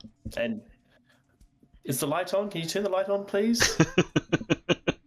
You can see inside. It is Okay. What a can you see? yeah. I'll pop some information into your chat.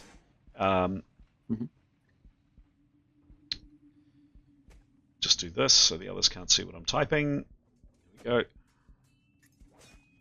Going into Demos's chat.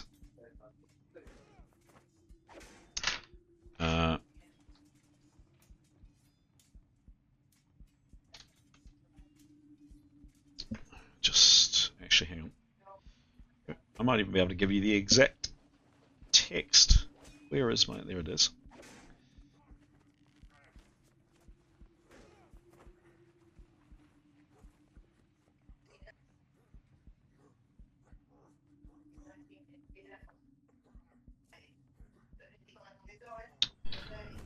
Is it going to let me do that?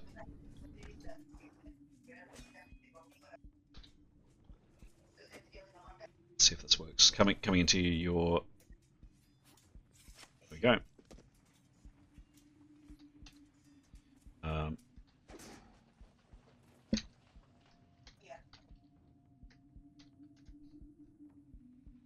Second.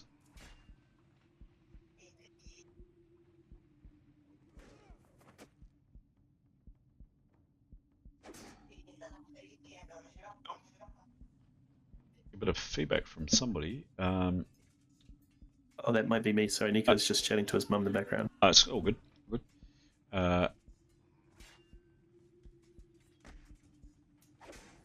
Last piece of information, Demos.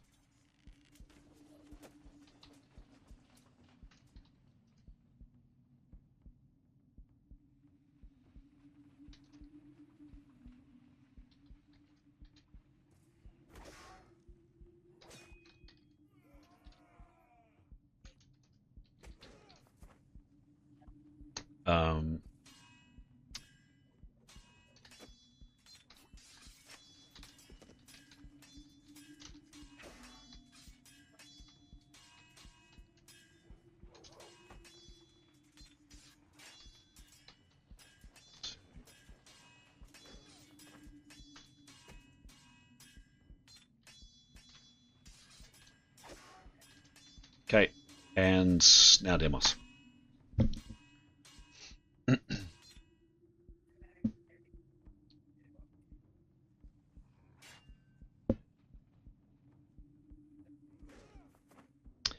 Any further action on that?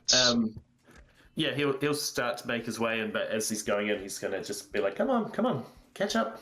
Cool. Done. He's heading in. Done. Thank you. Back to... It is Mythun's turn. Mythun, what do you do? She's going to give Demos the thumbs up, sort of thing. Mm-hmm. Continue to follow. Actually, I am going to ask both Giles, Alex, and Graham to exit stage left and jump into chat room 1, please. Thank you. Cool. Pete? Cool. She's as soon as she sees the door, so she's going to run around the corridor. As soon as she sees the door, she's going to call over her shoulder so that the people back there can hear. Yep. Door on right. Okay. So the distance is. So as she comes around, that is some 77 foot away. Just a little bit more information of what's in the corridor, and obviously Demos, you've seen this as well.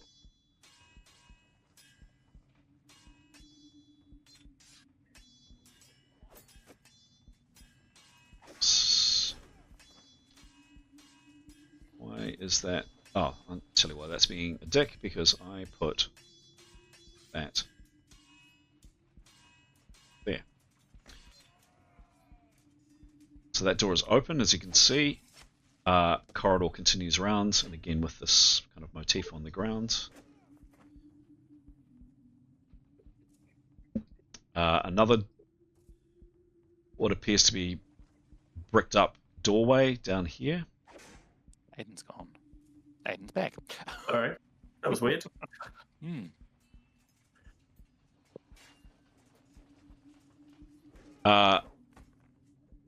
Another bricked up doorway around here, and there's that open door there.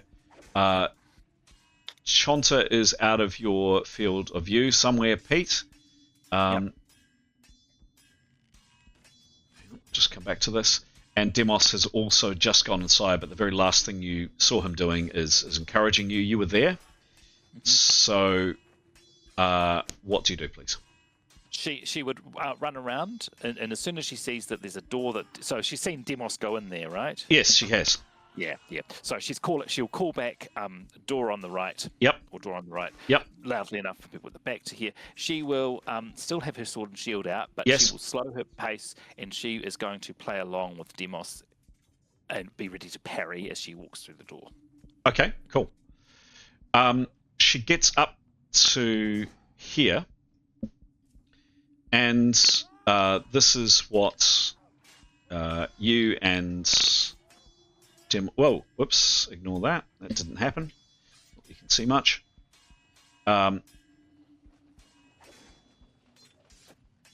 This is what you and Demos see.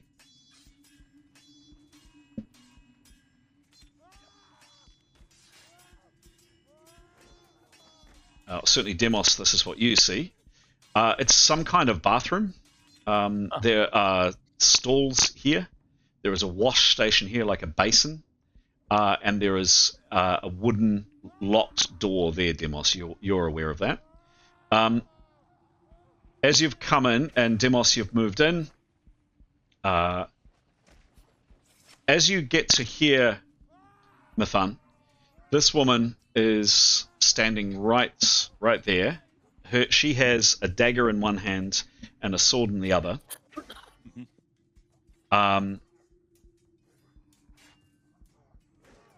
And she's within 10 foot.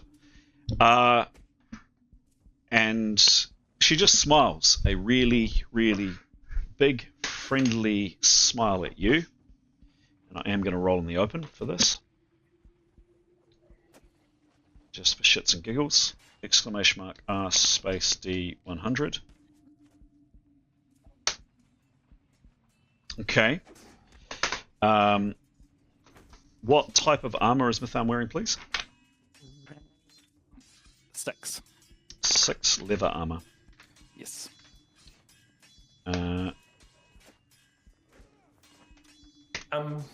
Would Demos be allowed to step forward and be like, listen, before you come in, like, because he really wants to make sure that, Mithan knows that she's safe. And so he would want to kind of almost be protectively standing in front of her, just be like, look, she's actually on our side. And like, You don't know her, but I do know her. You can do that after, but I'm sorry, you said you're moving in, and I'm going to say right now, if you'd said that a second ago, I would have gone, yes, that's okay. Okay. But you said you entered the room. Okay, so what does she roll? 50 plus 2 plus now no prep. Is that right? Plus 10. Yes. Okay. Just want to check that. 10. Okay. Leather armor. Correct.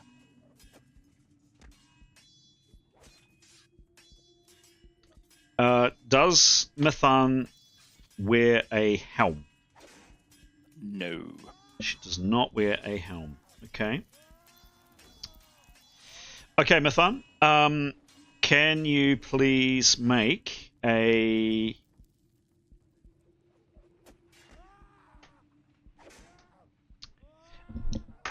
resistance roll? This is going to be a mentalism resistance roll. And what level is she, please? She's 10th. Okay, cool.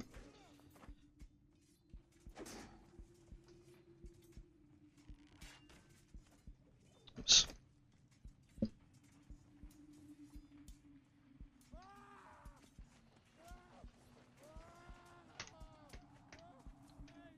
Okay. She does get a bonus to this roll, a bonus of plus 10. Okay. Mentalism is +7. +7, so she gets a roll of +17. Do you want to know what you need to beat? Yeah. You need to beat a 76. Sorry, 67. 67. 67. Okay. Should I go? Yeah, go for it. Nope. There's a 14. Oh my Damn. god. Demos is absolutely right. Yeah, this is your old friend. Yeah, it's Fantastic. it's what's her name? Yeah. It's her. Oh, it's so nice to see you again.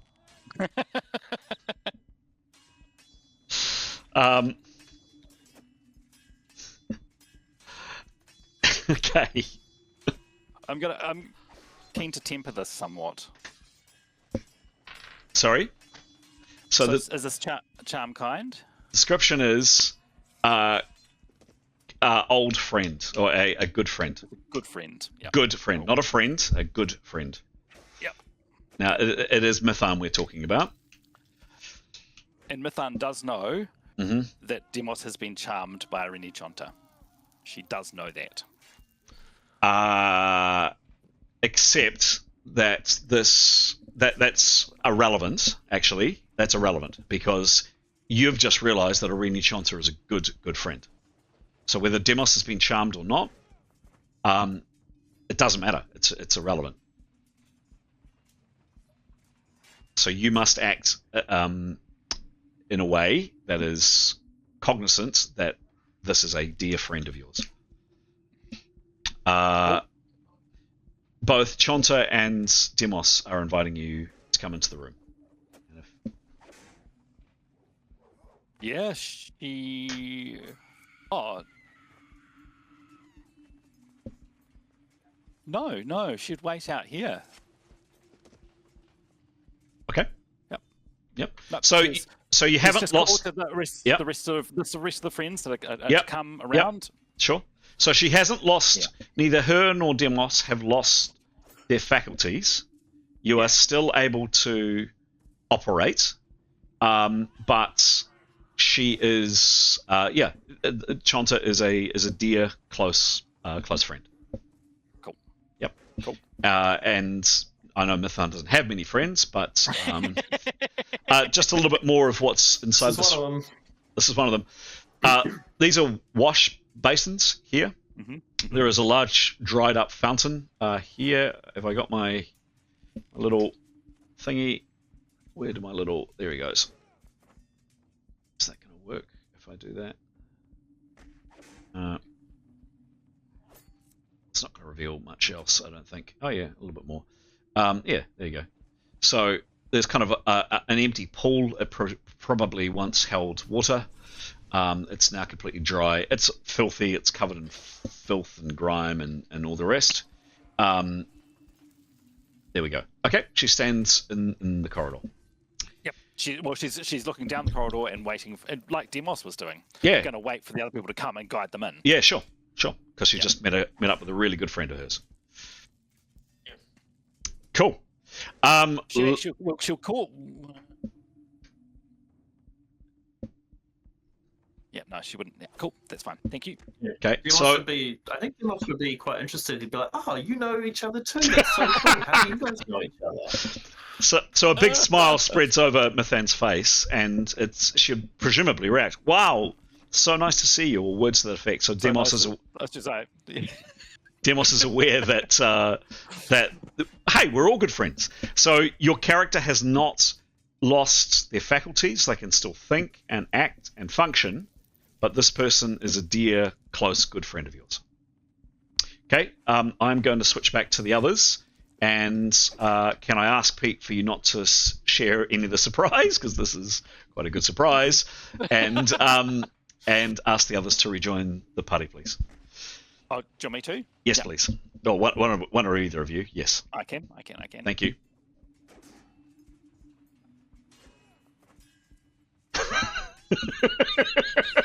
Good bell.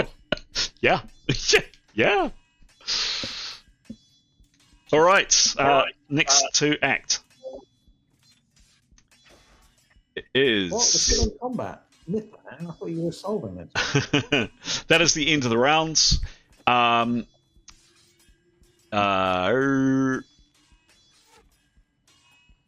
had shouted. Yes. What did she shout last round? Mithan she's running around the corridor. She had shouted, "Door on the right." Yep. Cool. All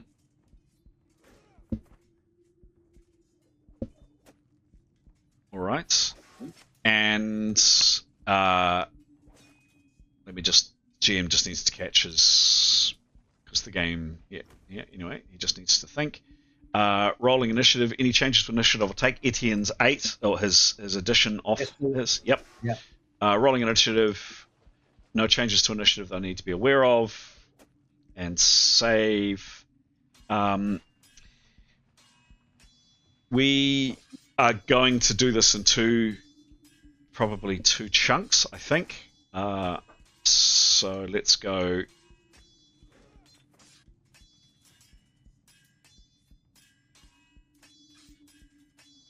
Leif, you are first to act. Leif, now I think this is first round unstunned. I still have him stunned one more round. Cool. Okay. Yep. He will say, "I'm bleeding. Keros, can you cauterize me? Otherwise," and he will put a hand to his Yep. Whatever it was, side. Yep. And then he will be willing to follow on with everyone else. But he's quite keen to get healed. Cool. Done. Tarquin, what do you do, please?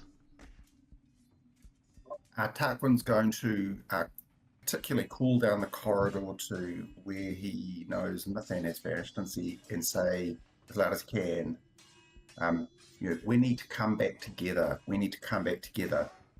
I think Demos will be safe. I have information to share with you. Okay. And he'll, and that's all he's going to do now, and he'll save the rest of his actions so he can stay with the party if people do move. Okay. So he yells that at the top of his voice.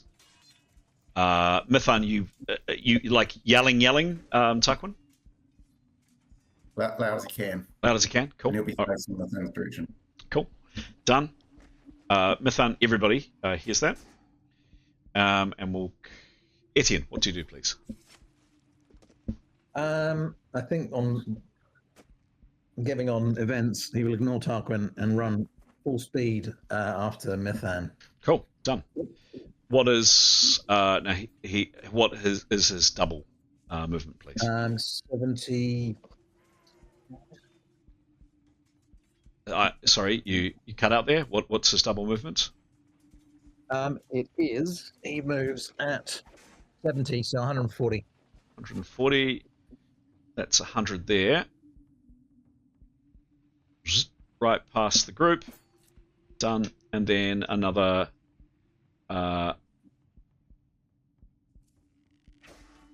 That's 100, 140, 42 there. And you see Mithan in the corridor, kind of looking back over his shoulder at you. Okay.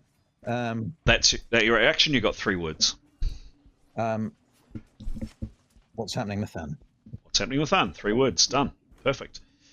Mithan, it is your turn next, but we're going to... How on earth are we going to do this?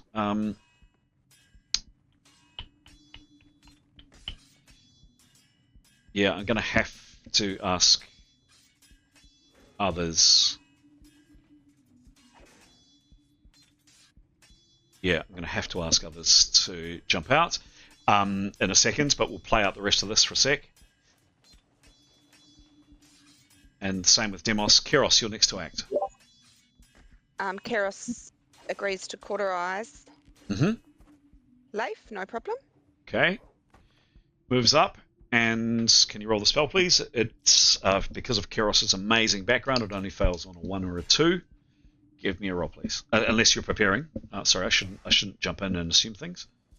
No, because of her amazing background, it only fails on a 1 or a 2, so we'll take that. Yep. It is 92. Good. Rolling. There is the smell of sizzling, burning flesh of Leif's. Can you roll it? Read the description of the spell, please. Yes. It is stops bleeding by burning tissue closed. Target takes 1 hit point per point of bleeding. Target also gains scar tissue with size based on size of wound. Cauterize. When this spell is cast on a target for any oh no, we don't need that. Blah blah blah blah. Yeah. So you were bleeding at 3 hits around. You take another 3 hits, Leif. You're now on 99 hits out of your normal 147. There is the smell of your burning flesh as Keros's finger traces down the length of your injury. Oh my god, that hurts through gritted teeth, but you are no longer bleeding. Thanks, Keros. And sorry about the smell.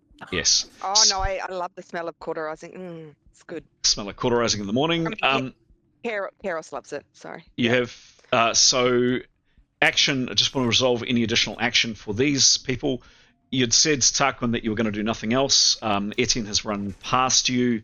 You can change your action for a 10% action and do something else. Keros, you also have 25% left to act. And Leif, you have 50% to act. So we'll go in the order of the rolls, which were the initiative, which was Tarquin to act first, I think. He'll implore again people to stay, but essentially, if the group are going to move, he's going to move with them. So we'll all dance a jig together if we're moving. All right. Well, let's. His preference is to not move. Okay, done. Got it. So I think Leif was next. What does Leif do? Leif is moving. Okay. How far can he move? All right. Oh, what am I doing? 75 times 0.5. 38 foot. 38 foot. Cool.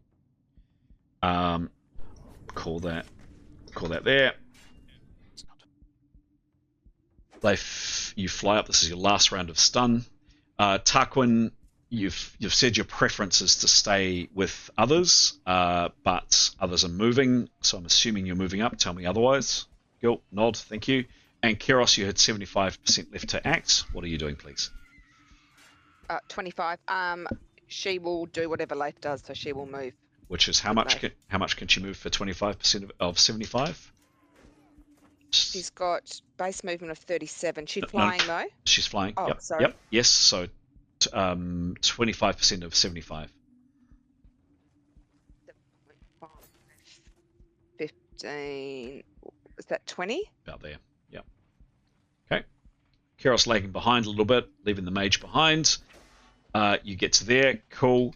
I would like, please, to... Can I have 5 words, Chris?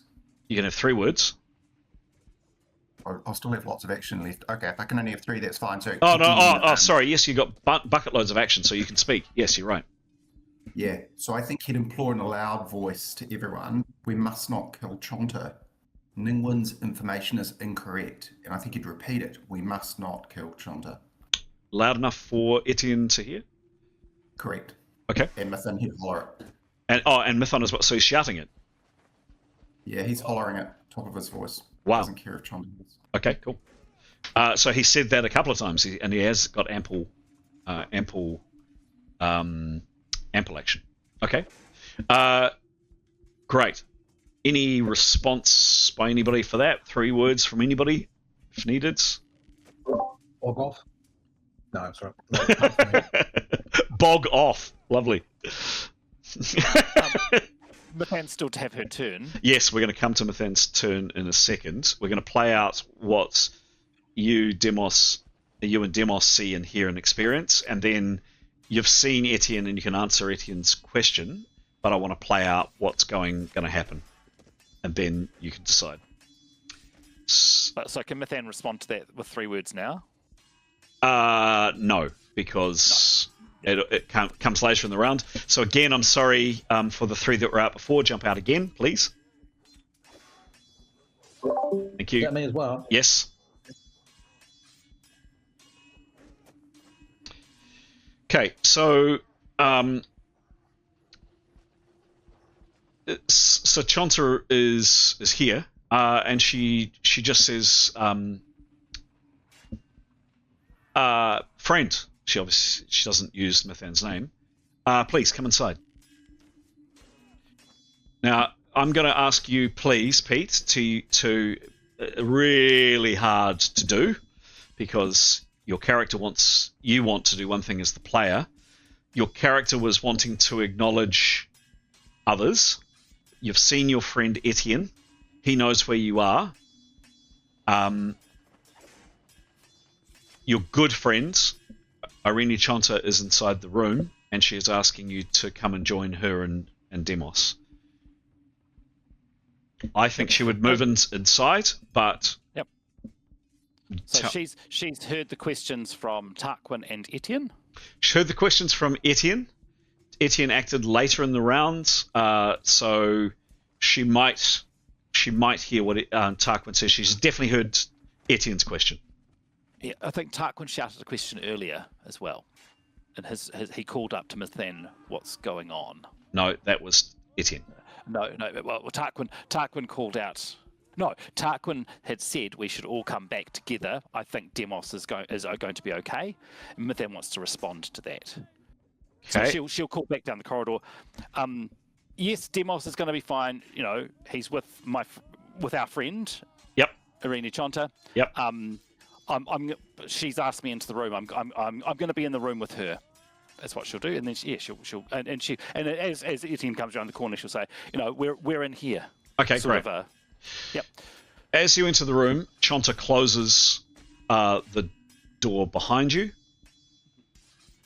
And is there a lock on the store? Any kind of snib? I'm going to say, I think it's pretty unlikely. Oh, no, it's a bathroom. I'm going to say that there is a 40% chance that there is some kind of bar or snib or something that prevents the door from being open. This has been here for a very long time, so the chance is only 40%. If I roll 40% or under, Chonta has some way of locking and closing this door. Exclamation mark R space D100. If it's 1 to 40, there is some kind of mechanism to close the door. And if it's a really low roll, it's like a bar that comes down. Here's the roll. 72. There's not.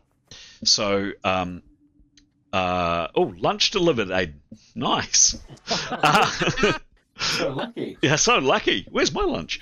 There isn't. She closes the door, and then so that door is closed. Unfortunately, I can't do that. And she moves back to put her back up against. She's smiling at you guys all the time. Oh dear, that's annoying. Oh, don't play silly buggers with my map, please.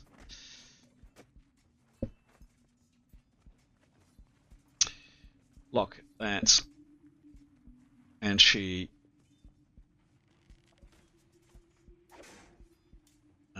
what does she do? No, she closes the door and stands ready with a sword and dagger. But then I'll question that. Why are you closing the door? Our friends are coming. I don't want any more of those horrible shriekers to attack us. When your friends come here, open the door and they can join no, us. My friend's on his way. I've seen him. And Mithan would move to open the door. Please keep it closed, friend. Okay. Okay. Mithan will stand ready to open the door when someone knocks or when she senses that Etienne's outside. Okay, cool. All right. Can we please come go and get the others? Thank you.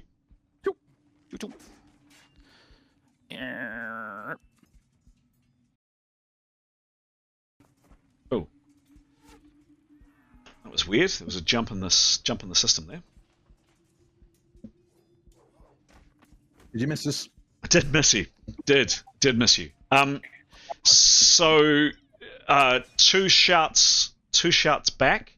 One is a shout back from Mithan, and I'll ask you in a second, Pete, to repeat what you said.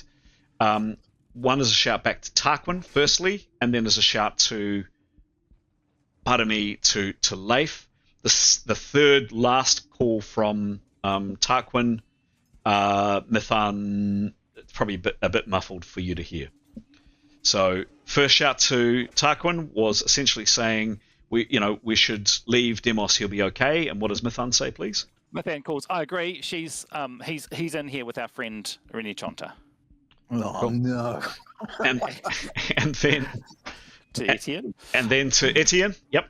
So, I mean, she's got eye contact with him, I believe, because he's coming up the corridor. Yes. So she says, she's asked us to come in here. I'm just going to be in here with her, as you know, and she moves into the room. Cool. And Demos, Etienne, you hear the sound of a door close.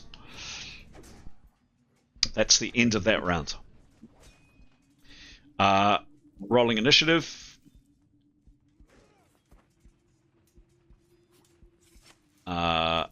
Any changes to initiative that I need to be aware of? Rolling, and we're off. Sorry, can I add an initiative? I think Demos would also want to go to the front, go to kind of wait to possibly invite people in. Okay, I've assumed that's pretty much where he is anyway. So yes. Yeah, cool. Got it. Okay.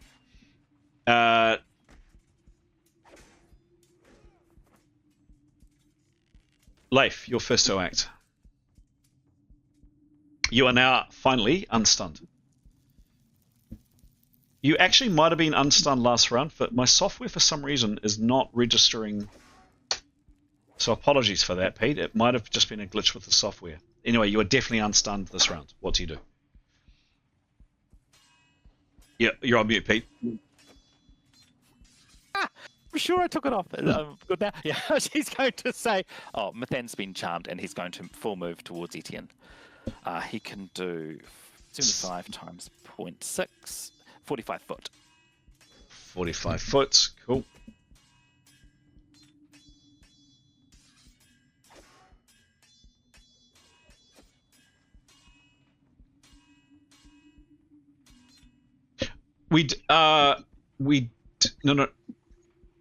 No, with flying, I think we said you can fly full. Oh, okay. For 75 foot then. Thank you. Yep. Sorry, I missed that. Didn't we? Yeah, we did. Oh, yes, you're right. Yeah. You're right. If you were walking, no way, he would be... Yep. 75, so he's essentially up next to Etienne.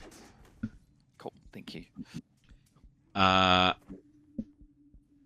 Next is Tarquin.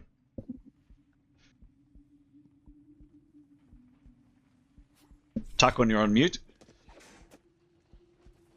So 2 people are ahead of me. Who's around me? Is it just Kyrios? Just the mage is behind you. Okay, so can I hold my action because I want to join Etienne and is it Leif after Kyrios has joined them, which he's going to make the presumption that's going to happen, but he wants to speak to them all. So can I, I'm going to hold my action, then go to join them and speak to them as a group of 3. Okay, cool.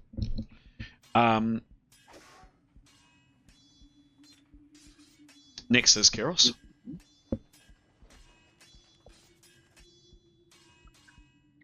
Moving up, Cool.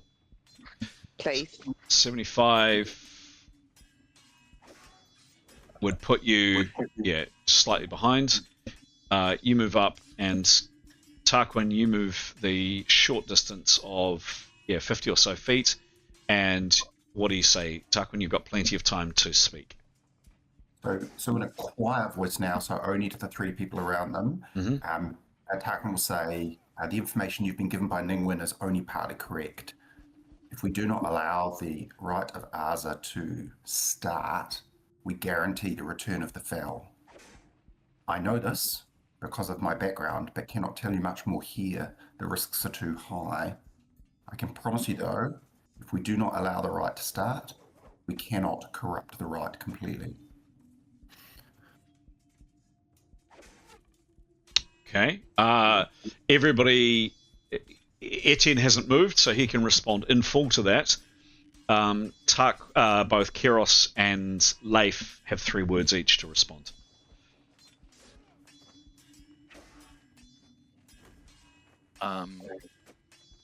So Leif will say, "You're helping Chonta," as a question. Okay. Question. We'll come back to that in a second. Kyrios, do you say anything? Is that the truth? Is that the truth? 4 words. Cool. Close enough. And the next person to act is Etienne. Etienne, what do you say or do? How far away are we from the door? Sure. You haven't actually seen a door. You've seen Mithan walk into a wall. That distance is something like another 70 foot down the corridor. Okay, so he'll draw everyone in.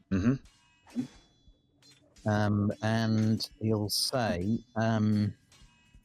both Mithan and Demos, who's in a quiet voice, are now both been charmed or have some spell on them, and they think Chonta is their friend. Okay?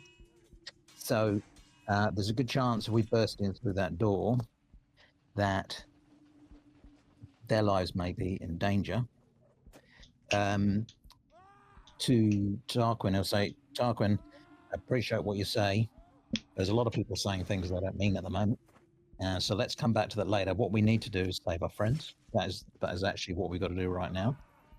And we'll suggest to Kyrios, how about you put we'll find out where this door is, but I'm wondering whether you might cast a portal in where we think this room might be, so we don't have to go in through the door.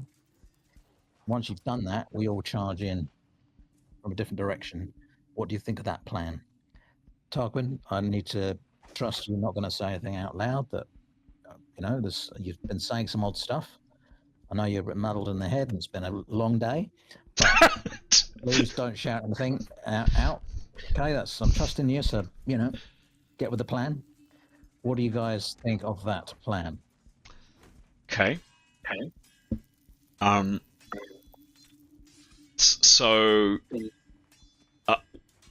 going to pause there. No, I'm going to. Are you guys going to have a discussion, or are you going to move? A few words. I wouldn't. Is either yay or nay, I'd say, and then we'll check out where this door is and where we think it's a good. Okay. People can respond to that. Shake of the head, Tuck, when you've got plenty of time to speak. Shake of the head, yes, no, from Kyrios or or Leif as needed. I think I'd say yes, we should do this. This is a good plan, but we must not kill Chonta. Bind her. Do not kill her. And he'll be whispering this. We've got to get Demos and Mithan out of there. Yeah, I would agree. All right. What about, did you get an affirmative from the other two? I don't know. Keros. It's just PowerPoints. How many? So 22 left. This would cost 6. Just happy to do it, but FYI, we're running. She needs a sleep. I think. Yeah. This is my worry is we burst in and then she's got a dagger at one of their throats and we're, Yep, happy to do it. Just FYI. Right, what do you think? Is there some way to incapacitate her without killing her? Can Keros sleep her, charm her?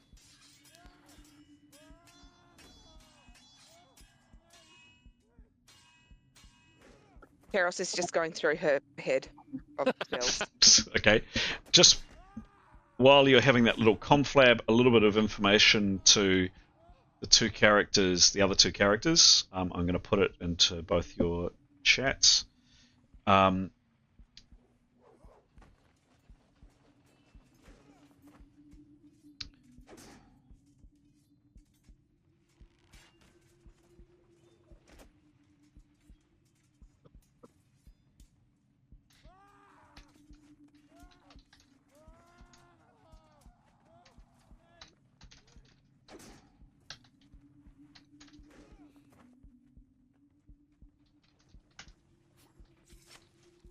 Am I able to speak GM or Yes. just hold fire? We'd have to go into the next round at this point, so I'm going to say that round has ended. Demos, or hang on, let me just deal with Demos and Mithan for a second.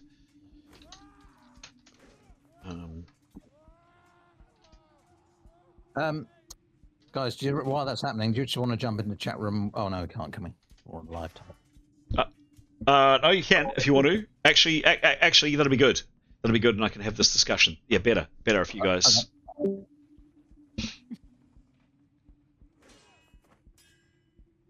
Okay. Demos and Mithan. So that door is closed as described. Let me just check something just before we have this chat.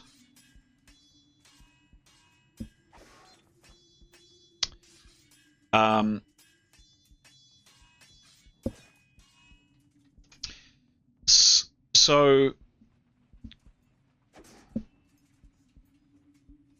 Shanta says to you both, and so the door's closed. She is standing about there. Is that approximately where you both are standing, by the way? Remember, you do have free will. Oh, no, Mithan had gone to the door, wanting to open it as soon as she heard movement outside. Okay. Demos was keen to be just between the door and Chonta to make sure that, because he knows that there's kind of a bit of ill will, and he's not sure why, because she's great. So he just wants to be able to make sure that she doesn't get hurt. Okay. She says, like, step aside, friend. It's okay. I am concerned that your companions do wish me ill will. Would you do me the favor, please? Could you try to convince them not to harm me? And I just want to leave this terrible place, to be honest. I just want to go. Would you do that for me, friend? A good friend is asking you a good friend is asking you a favor. Oh, so she's asking both of us? Yes. Yeah, absolutely. Yeah, Mithan will say yes. Yep. We want to leave as well. We want to leave too. Yep. Yeah. We just needed to kill Torvash Kanali and you. I mean, would you say that? How does this work? How does this work? Mithan knows she was intending to kill this woman. She now realizes is a friend. You were obviously mistaken. You thought one thing, but actually, it's wrong. And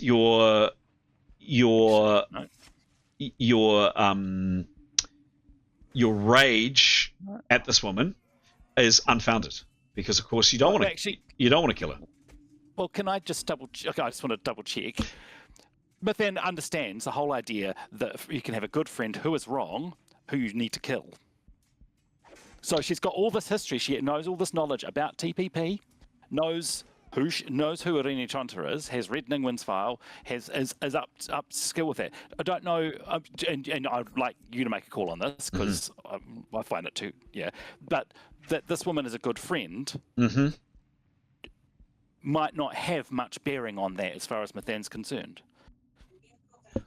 You know, it does not necessarily change that she needs to die.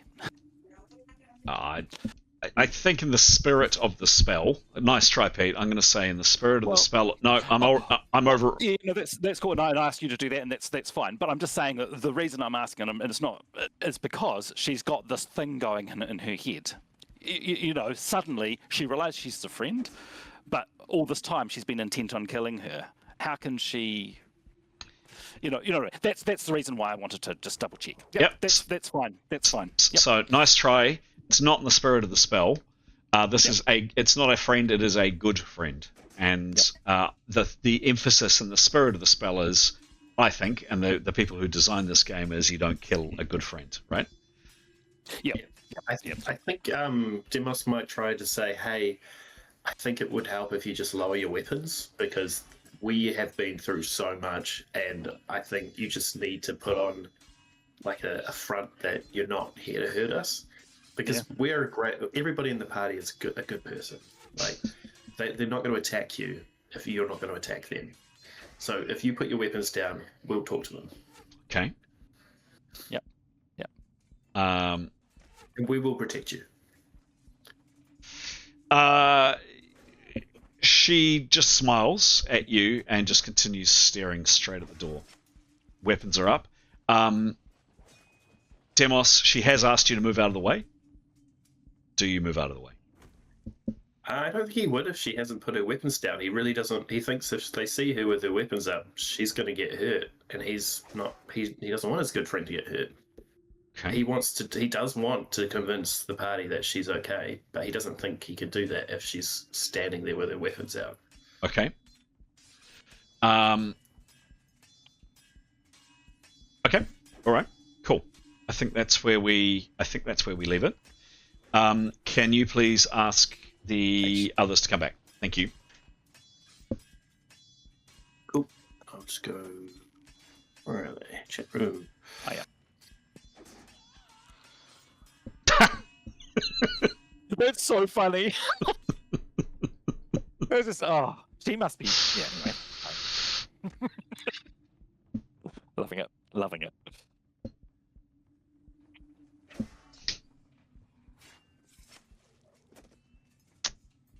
Okay.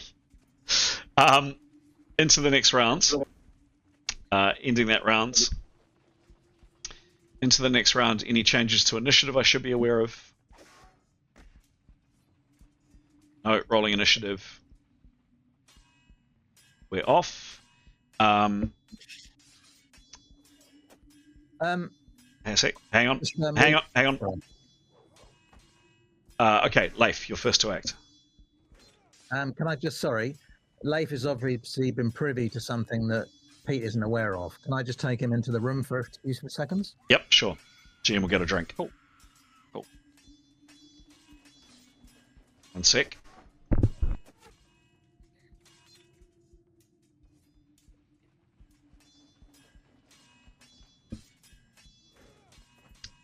All right, that's long enough. Could someone jump in and grab the back, please? Thank you.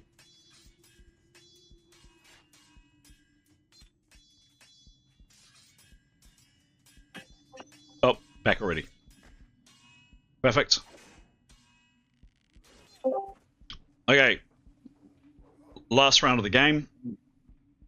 Leif, you're first to act.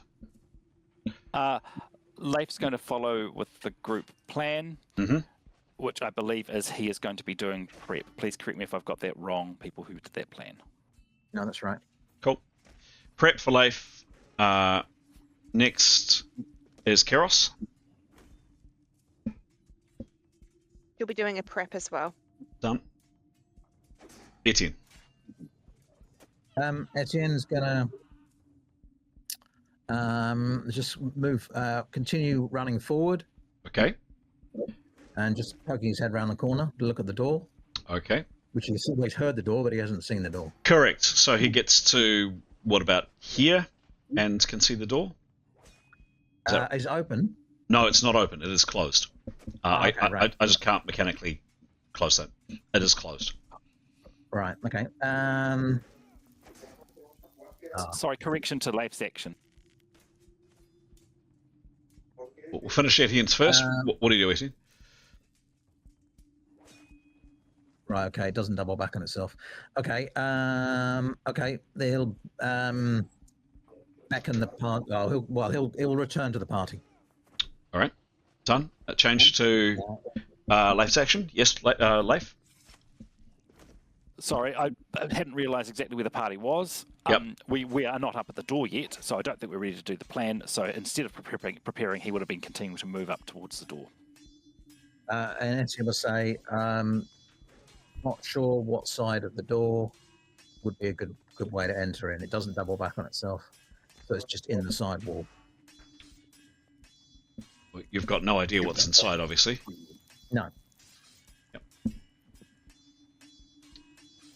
So, are others moving? I guess tell me as a group what your plan is. We actually won't go through each person. Just tell me what these 4 characters do, please. That's probably the way to go.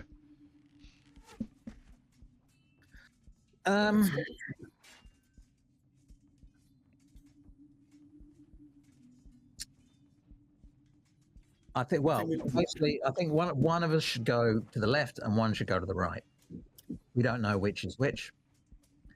It's a bit difficult because obviously we've caught sight of the interior, so that's not really fair. So I think the only way to do it would be the way to divide it.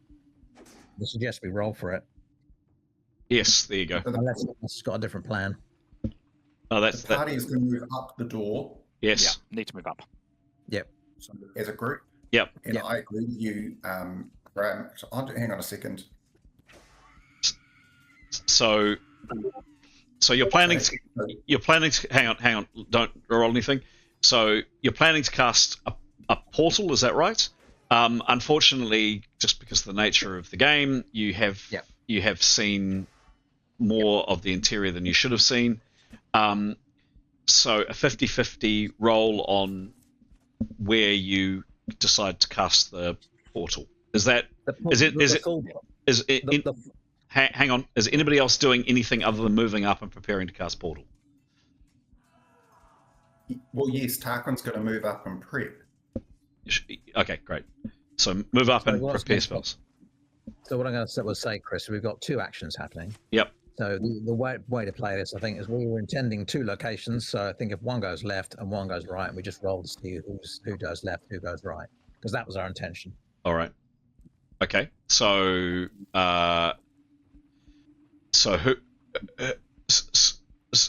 who's doing prep for what spells? Keros will want to prep for portal. She'll want to move, prep, portal. Okay, so Leif wants to move prep for suggestion. Okay, cool. So Tarquin's going to move prep for mine along door. Mine along door. All right, cool. So it really comes. So really, the only important role is the role for Keros. So I'm going to say, Keros, you decide here. If the door's in the middle, if you roll 1, 2, 3 up to 50, you decide to cast your portal this side. If you roll above 50, you cast it this side. And this is just pure dumb luck. I think that's only fair, right? Cool. So give me a roll, please, Keros. Okay.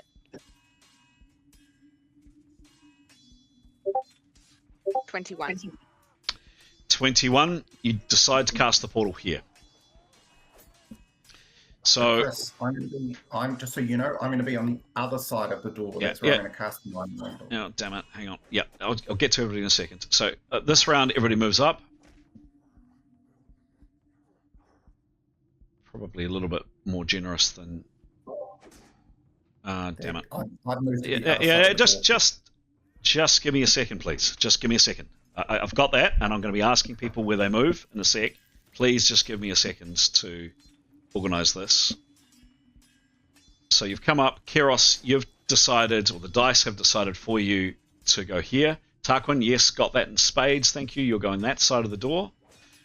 Leif, where are you planning on going, please? He would be wanting to stand so he can see through Kiros's portal. Okay, so there. Yep. And Etienne? So, yeah, he'll be at the back. And his intention is to run through. Cool, great. So that if people are happy with that positioning, is that right?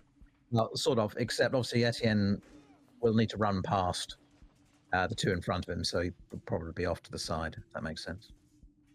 To the side. Whichever left side she's casting, yeah, he'll run through. Okay, so the portal will go... Also, I think Kiros and Leif can be a bit further back from the wall. Okay. Yeah. Okay. Tarquin, you happy with where Tarquin is? I can't really see, but as long as it's on the other side of the door, then yes, that's fine. Yeah, so the door is there. There's the door. And Keros is casting... I've arbitrarily put her there. Is that's... We know she's casting on this side. You tell me where she's casting. Yeah, yeah, Out there? yeah, that's fine. Okay, cool. All right. That's what people did this round. Move up. You'll need to prep one round next round because you were moving this round, so you'll need to do your prep that you're doing next round. Any other action? Anybody say anything this round? Or do anything else outside the door?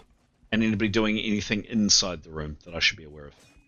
Yep, Mythan is expecting Etienne at the door any moment, so she's been listening for him to arrive. If she hears him arriving, she's opening the door.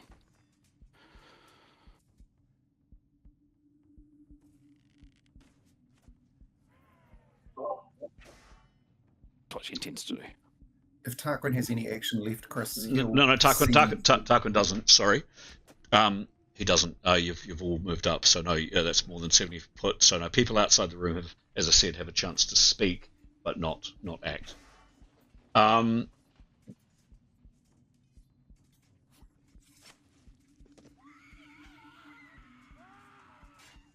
This gets really awkward.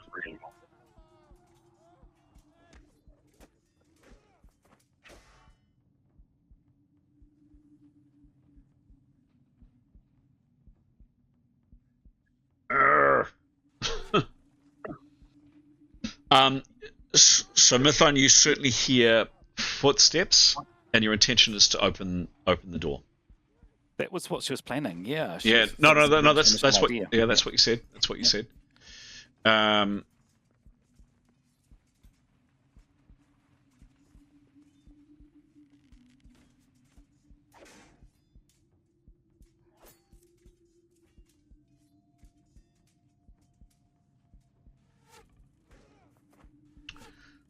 Okay.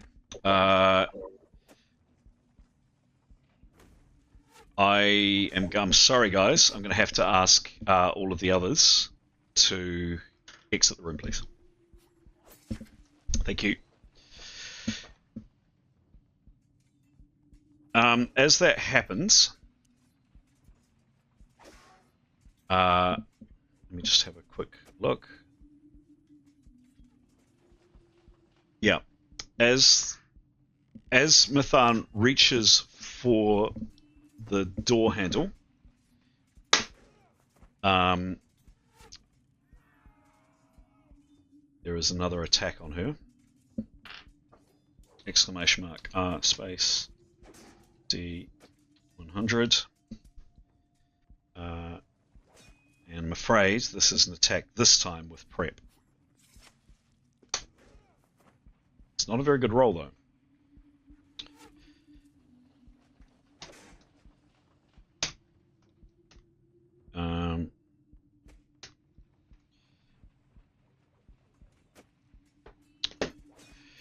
Okay.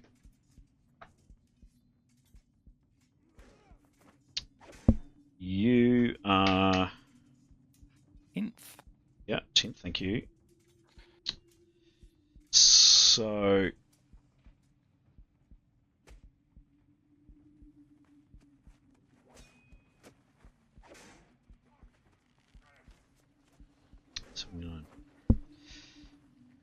$79. 27 plus 22 plus 20 plus 10, 79. Shit. Okay. But there was prep this time. So,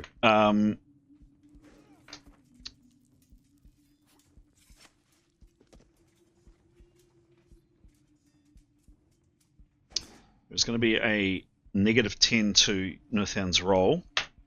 Mm-hmm. Oh gosh. Yeah.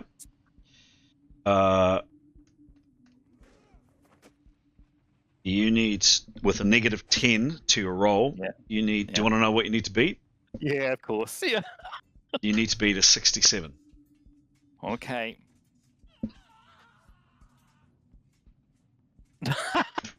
Roll There's a again. 2. Roll again. Oh no. Roll again. Oh no. Roll again. Oh no. Oh. 94. She's got plus. If it makes any difference, she's got +7 to mentalism. Mithun, you collapse gracefully to the grounds and you are asleep.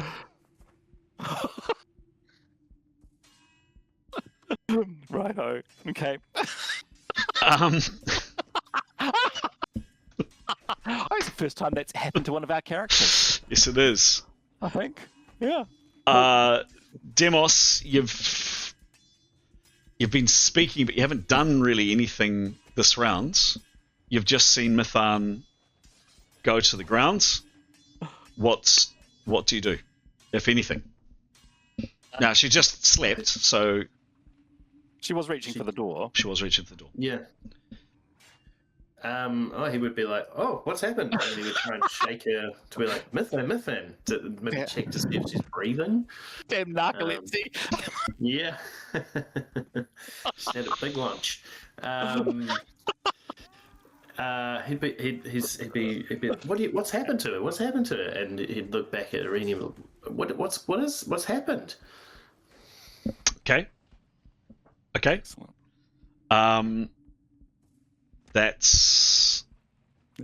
That's gonna be Would it. she say anything? Arini just kind of looks puzzled. My goodness, is there some incantation in the room? Oh my god, is there something in here? Some kind of foul trap or incantation? Are you all right, my friend? Are you all right? He'd probably want to. Yeah, I feel okay. I'll just move her away from the door so Yes. our friends can come in. Yeah, good idea. He'd prop her up on the wall. Okay, so he drags her where, Demos? Let me see. I've got. He would probably. Well, probably just by the basins. By there? He wouldn't Okay. want it to go too far. Yeah. Okay. And then he would want to probably.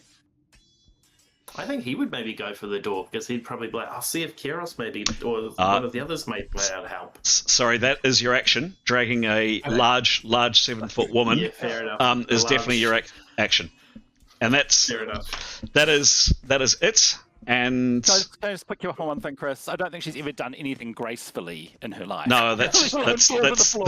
true. Does she get points for that? I feel like she should. That's true. Okay. Can I say that would be his intention though? Like after he's got her sat there, he would want to go. Yeah. Yep. So if Irene goes to open the door, he'll be like, "Oh no, I'll get it." Yep. Yeah. Cool. Love it. Sounds very good. That is where we're going to leave that. Can you ask the others to join, please? And Yep. You're going to call. Yeah, sure. Oh, that's so funny. you rolled dear. you rolled a 2 A 2. Jeez. and a 14. Yeah. Hello. All right, folks. And sorry, Giles, for being somewhat clipped before. I was just desperately struggling to get my head around a couple of things. Okay. Anything else before we close it for this session? Have we won yet? Probably need some moral victories. I think we started early on. Yes. Some good role playing. And some very good role playing, actually, some excellent role playing. I'm going to say that is where we're going to call it for this session. What a turn up for the books. Yep. A 14 and a 2, Pete. Yeah. Oh well. Yep. All right. I mean, you didn't open the door. The door does not open, by the way. Not that you guys knew that was going to happen. The door does not open. We are now going to go to the credits. And I hope you enjoyed that game. And my God, God knows what's going to happen next time. Yes. Didn't know what was going to happen this time either. Didn't know what's going to happen this time either. Some nice blasting from Keros. Some excellent role playing from a number of people. Thank you. I hope that wasn't what you expected, because it's never what I always try to keep you on your toes. Some very elegant and graceful movements. Yes, indeed. And it feels a bit unfair because I don't know what two characters were doing, but I think Vader has to go to ETN for his leadership. There you go. Quite nice. There you go. Fair. There you go. Here. Yeah. Yeah. GM's got a very, very unpleasant decision to have to make. Wouldn't be the first time. No, Go with the fish, Chris. Just go with the fish. The fish? Can't be that unpleasant. Okay. Switching off records.